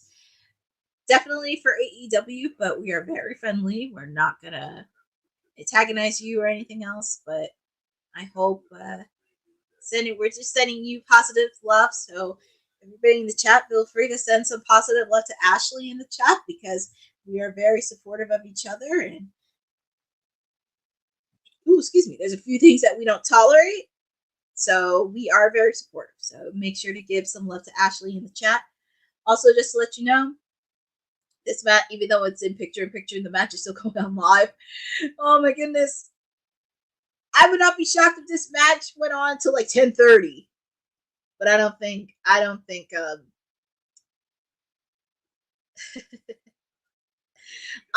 Boss Man will let this match go on until 10:30. Only because after the 300 for Dynamite, they're gonna record for Collision 100 after this. So I think probably 10:05, 10:06. Someone say overrun. Yes, Dylan, I said overrun. Yeah, I would say 10:15 because I think after this they have to do the taping for AEW Collision.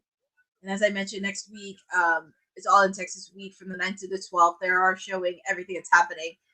AEW Dynamite next Wednesday, AEW Collision next Thursday, Friday, Saturday, Starcade.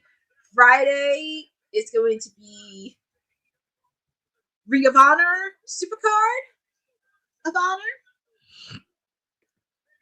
AC don't care about the amount of. Well, you should.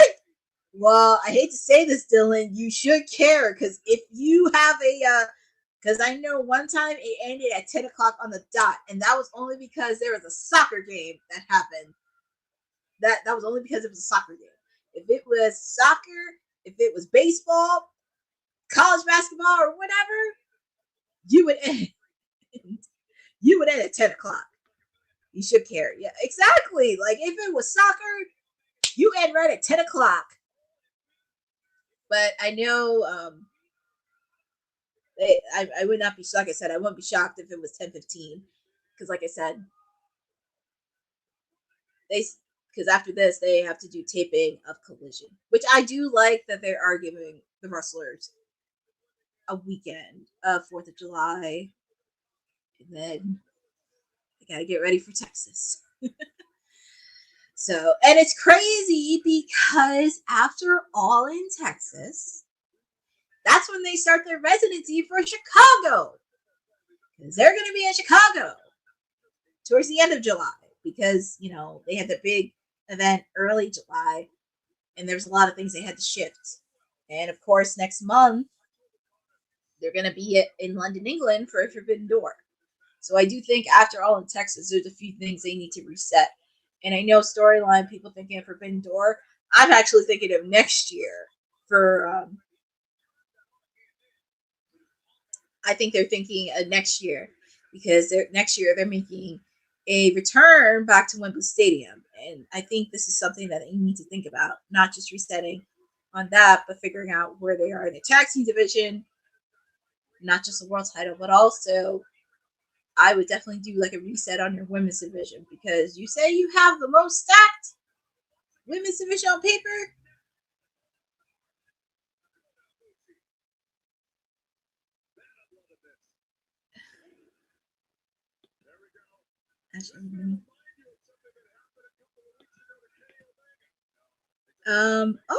So Roland, for somebody in the chat, Boza or Roland or somebody in the chat, let me know who Mini Portable is because we do get some interesting people in the chat that do turn out to be bots.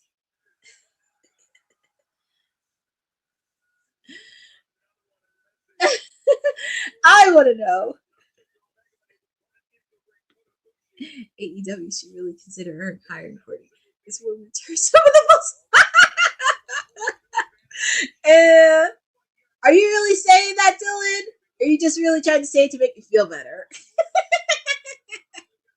No, but I do appreciate that. Try to be in a way because they do have some good moments.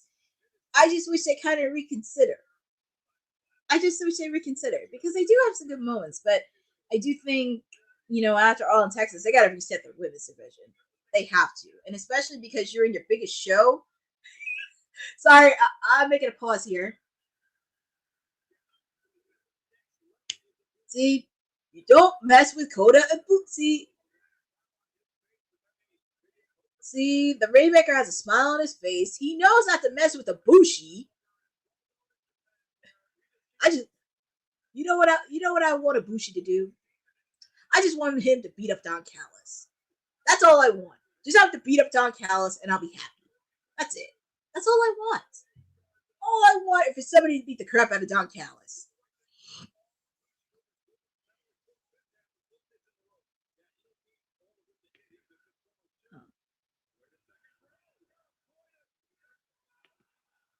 Oh, well, actually, I will say we're not going to have any nonsense here because everybody in the chat is very respectable.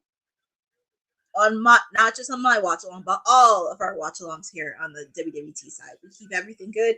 And we are Women's Wrestling Talk because we represent the ladies of professional wrestling.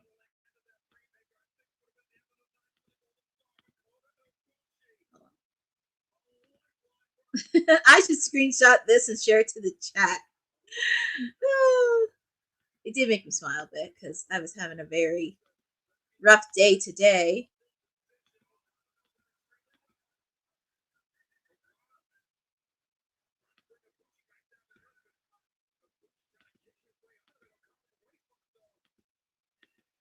Got the waist. Ooh, nasty move by Ibushi. He was going for the Rainmaker. Bushi with that kick. The fans are going nuts.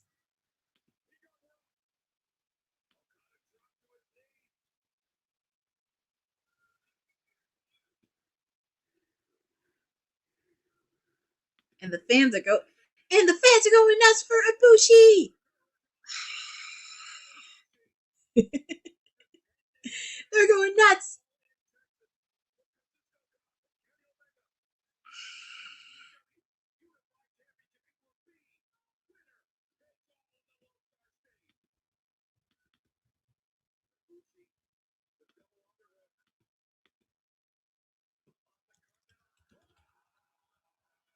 Ibushi! And also, you can't make that man lose. This is like his second match. This is like his second match back. You can't afford to see Ibushi lose.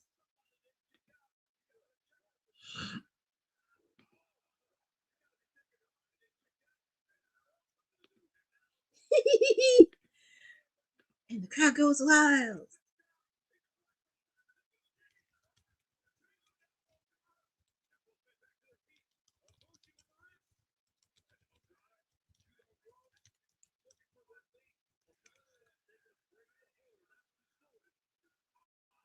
Oof. He nailed it. He nailed it.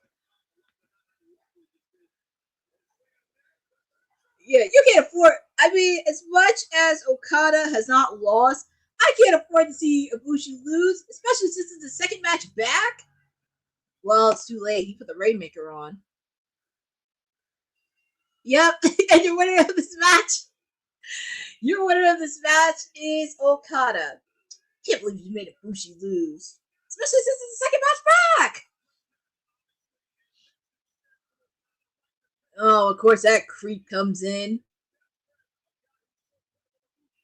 Yeah, I just realized since he's been Continental Champion, he has not lost a match. Okada, since he's been champion. Well, here's Lance Archer. Here's the rest of the Don Callis family. Oh, no surprise there. Oh, look at that creep Don Callis taking on Ibushi. I know Mark Briscoe, he's got his hands full with MJF. And there's Kenny Omega. There is Kenny. He's back. Because we haven't seen him since Summer Blockbuster. And of course he came to the aid of his former tag team partner. Is this the first time both in AEW and WWE history that this was? I gotta look back on AEW since they're at 6 years old. I gotta look back on that. And there's Trent Beretta. There's Ibushi. See, they're the Golden Lovers.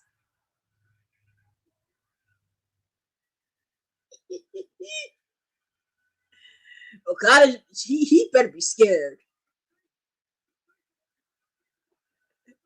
And they're reunited again, the Golden Lovers.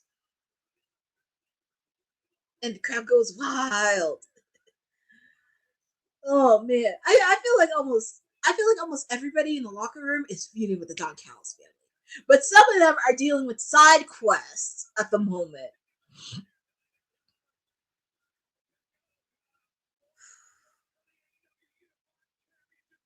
Yeah, the Don Callis family, Hurt Syndicate, and John Moxley are like the Lex Lugers of AEW. But just a friendly reminder, Dynamite 100 is this Saturday. that is going to be a good match too, Kenny and Okada. That's going to be a really good match. But that pretty much ends our 300 episode of Dynamite. That's our 300. That ends our 300 episode of Dynamite as well. I'm actually going to do a post show. I'm going to do a quick post show since we ended at 10:09. We're doing pretty good. I feel good. Thank you, Roland. I mean, I have time since we're back at normal 2 hours. I'm going to do a quick post show since a lot of people got on late. We actually, surprisingly, we kicked off with Hangman Adam Page. And this is the thing where you need to do, you don't want to piss off a crazy cowboy. He told John Moxley he doesn't care if he brings the entire crew of the Death Riders. And he put up the challenge of a Texas Death Match. And this is a match he wrestled in before. He wrestled against Strickland. He wrestled against Christopher Daniels, many others. And Moxley's no stranger to death matches. So Death Riders try to put in a beating from him. But Hangman would not back down. And it was a great promo from Hangman. See, this man spoke a whole promo in Spanish when they were in Mexico. If that doesn't tell you something, I don't know what it is. But I gotta give a shout out to that. I will say Moxley and the Death Riders messed with the wrong cowboy. And you would think Marina Shafir would learn a lesson. You would think she learned a lesson when Jay White put his finishing move on her, or Swerve doing the house call. Hangman put the buckshot on her, and it is official. Their match is a Texas Death Match. So that's going to be something to watch. I know if I were the Death Riders, I'd be very afraid because this ain't no regular cowboy. This is a deranged cowboy. But moving on to gears, we actually kicked off with the ladies, which was a shocker because normally it's 9:30. We kicked off with the ladies with the TBS title, Mercedes Moné versus Mina Shirakawa. These two are no strangers to each other because they have met twice this year over at the Tokyo Dome during Wrestle Kingdom, Wrestle Dynasty that weekend.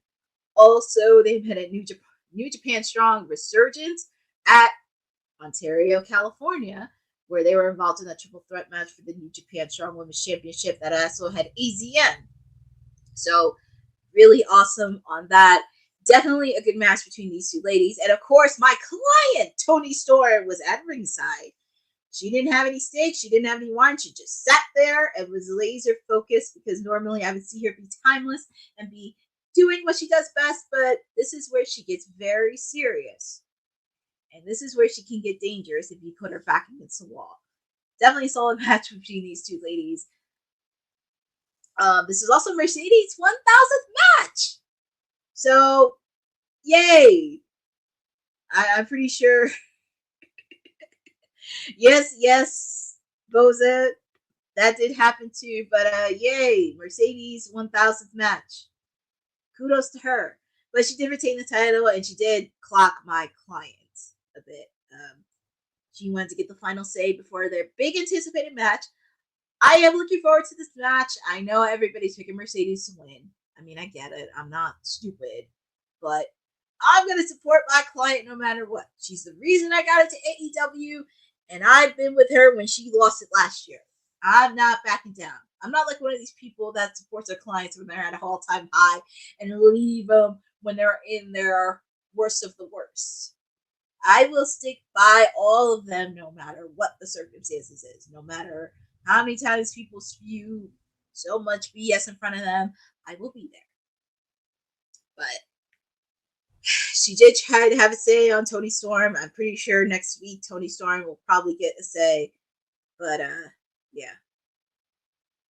I know people are picking Mercedes to win, but well, she's gonna get her first loss sooner or later. And also, she did surpass 300, 400 days as TBS champion. I would not be shocked if she did drop that title after she beat Jade's record. I would not be shocked on that. So, congratulations to Mercedes Moné retaining the TBS title. We also had a 4-way match for the number 2 spot in the men's casino gauntlet match. MJF, Brody King, my client Anthony Bowens, and AR Fox. Obviously, we had the Hurt Syndicate at ringside for MJF, and they try to intimidate the opponents. I don't think they intimidated Brody King. Brody King, he doesn't care who he faces. But it was a really good match by all 4 of them. Nice to see my client getting some airtime. Very surprised that Billy Gunn was not at ringside. I thought at least he would be at ringside, but I don't know. I know there's been a lot of tension between them, but we shall see what happens. But it was a really good, solid match. But of course, your winner to get the number 2 spot is MJF. As I mentioned, Mark Briscoe has the number 1 spot in the men's casino gauntlet match. So Mark Briscoe kind of proposed a face-to-face between him and MJF. We also got to see Speedball, Mike Bailey, and Kevin Knight try to challenge the Hurt Syndicate for those tag team titles. And it didn't matter how many times Shelton Benjamin and Bobby Lashley came in. Jet Speed got back up. They got back up. I give them credit because they have tenacious energy. They want to be taken seriously as a tag team. I'm starting to like them a bit because even though my clients, the Acclaimed, are disbanded at the moment, I need to refer another tag team. So, but Kevin Knight put on the challenge to Shelton Benjamin. It's going to be to Collision. Kevin Knight versus Shelton Benjamin one-on-one on Collision. We shall see on that, but cannot deny the tenacious effort that Jet Speed's putting in. So, congratulations to MJF. He gets the number 2. Yay. You can tell I'm being sarcastic. But moving on, of course, we had the obnoxious EVPs. They were showing everybody the hometown of Rancho Cucamonga, because that's where they're from. They're not far from the arena. It was a, as I mentioned, AEW Dynamite 300 came into Metropolis in honor of the Superman movie. In honor of the Superman movie.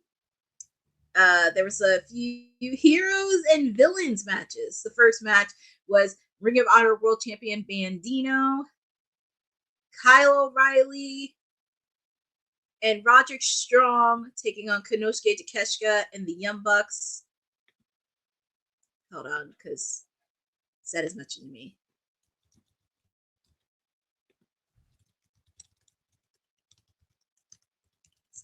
Sorry, Seth's like messaging me in the chat.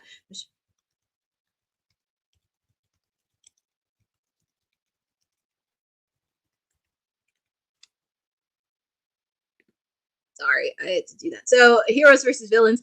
Ring of Honor champion Bandido Kyle O'Reilly and Roderick Strong taking on Konosuke Takeshita and the Young Bucks. It was a good match between all teams. And also, it did hype up Konosuke Takeshita and Bandido's match next week for the Ring of Honor World Championship match. Obviously, your winners are Konosuke Takeshita and the Young Bucks, so it does help Konosuke Takeshita keep up that momentum heading into next week. Ring of Honor, Supercard of Honor, because not only Bandido is defending his title, Athena will be defending her Ring of Honor Women's title against Thunder Rosa. So those matches are going to be good in the books. We also had another Heroes versus Villains match. Will Ospreay and Swerve Strickland taking on Dralistico.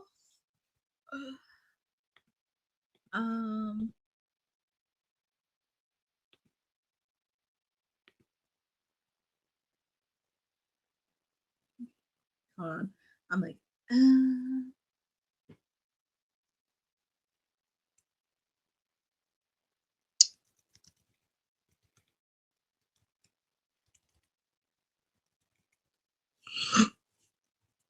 sorry. It says message me in the chat regarding Collision. Give me 1 second.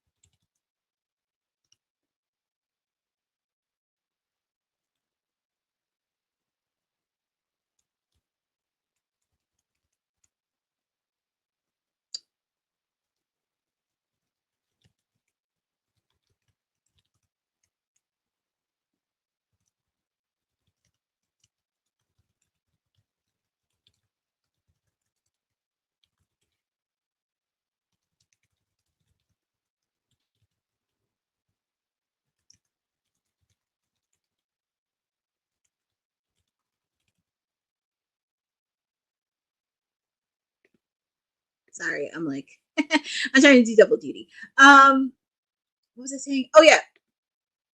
Will Ospreay Swerve Strickland against Dralistico and the Beast Mortos. That was actually a good match between those two.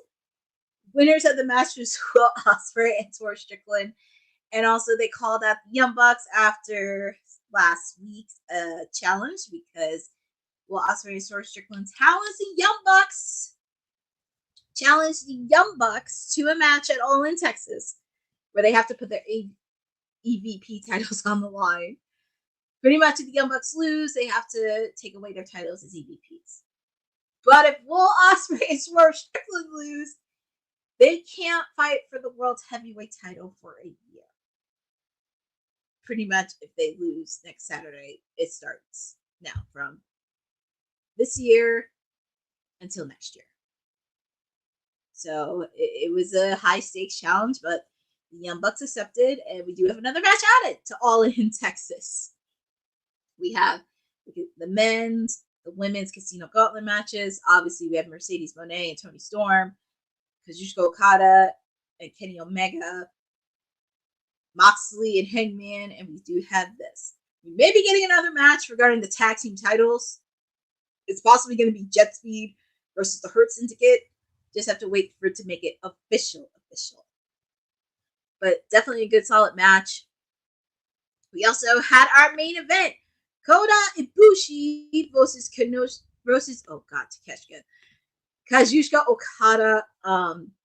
It was a really good match between the both of them. I really did enjoy it.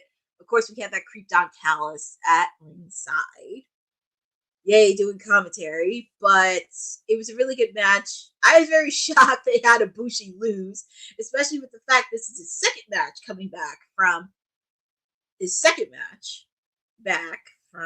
returning. But I guess they wanted to make Okada look very strong. And also, I noticed the fact too, Okada hasn't had a clean pin since he's been Continental Champion. So I think if anybody's going to do it, it's probably going to be Kenny Omega. So after the match, we got to see the return of Kenny Omega. He made his return tonight, helping out his Golden Lovers tag team partner. And that has how it ended Dynamite. It was a very good, solid Dynamite episode. I give it a solid 8 out of 10. They took us to Metropolis a bit. I just wish they added more to the theme of Superman. Because if this is Superman, you gotta have to go all out. Especially since you're in partnership with Warner Brothers and DC Comics. You gotta go all out with this. And it would have been cool for some of the stars of Superman to have like backstage segments. That's the one thing we didn't have is backstage segments. Come on, we didn't have a lot of backstage segments tonight. Come on now. But it was definitely a solid 8 out of 10.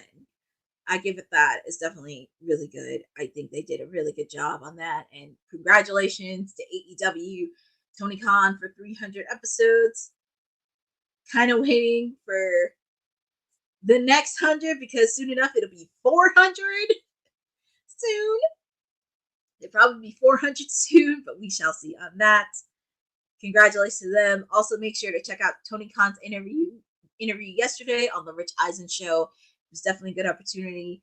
Has been officially confirmed. AEW All In will be back at Wembley Stadium in 2026. But I do want to thank everybody for joining me on this watch along for Timeless Elite Wednesday. Took you into the city of Metropolis. Of course, I get some help from Superman in honor of the movie Superman. But I do want to thank everybody that's been joining the chat with me all night. Back to normal 2 hours. So I got to give a shout out to Boza, Aaron Teagle, Byron Cutler, Jay Hendry, of course, our producer from the future, Dylan. Our mayor said just came in, Roland Bird. I'm trying to make sure I didn't forget anybody. Eddie Foster came in, popped in for a little bit. I'm just making sure I don't. Frederick Cole, Maria. I'm just making sure I don't forget anybody.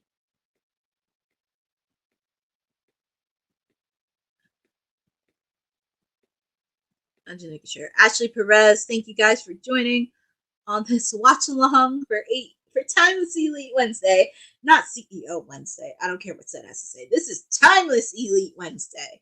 But thank you guys for joining me. And also thank you for sharing your moments from the past 300 episodes of AEW Dynamite. I got to share some of mine. Hopefully you got to share yours in the chat. It has been a wonderful, wonderful night. Shout outs to everybody from the WWT crew. I know we didn't give you guys WWT live today, but we're enjoying some summer.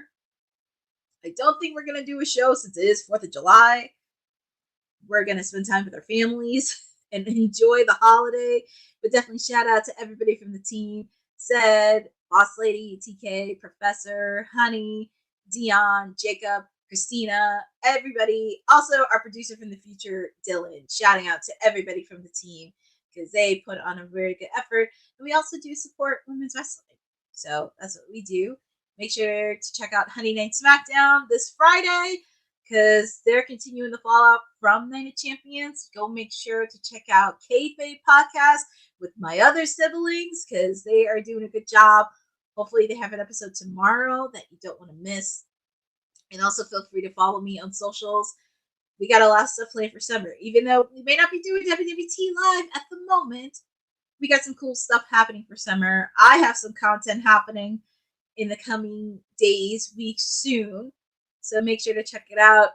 Confirmed I will be doing a watch along for AEW All In Texas. So make sure to check that. But yeah, thank you guys for spending Timeless Elite Wednesday with me in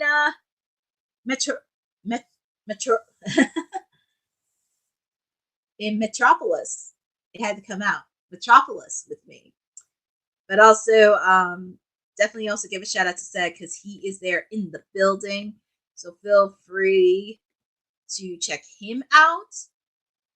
Because I know right now, after Dynamite, they are doing tapings for Collision tonight. So please no spoilers. Do not give me any spoilers because I want to watch it on Saturday. But sending a good night to all of you. Thank you for joining with me because next week is the final Dynamite before All In Texas. So wishing everybody a good night's sleep. I will see you guys next Wednesday on the final Dynamite before all in Texas. So thank you all for supporting Women's Wrestling Talk, the number one women's wrestling network on the planet. Have a good evening. Be safe. Have a happy 4th of July and stay cool. Thanks for joining WWT. Don't forget to like us on all social media platforms at WW Talk Pod. Like and subscribe on all video and audio platforms, like yesterday, my G. And check out our website at www.talkpod.com. Thanks for watching Women's Wrestling Talk, the number one women's wrestling network on the planet.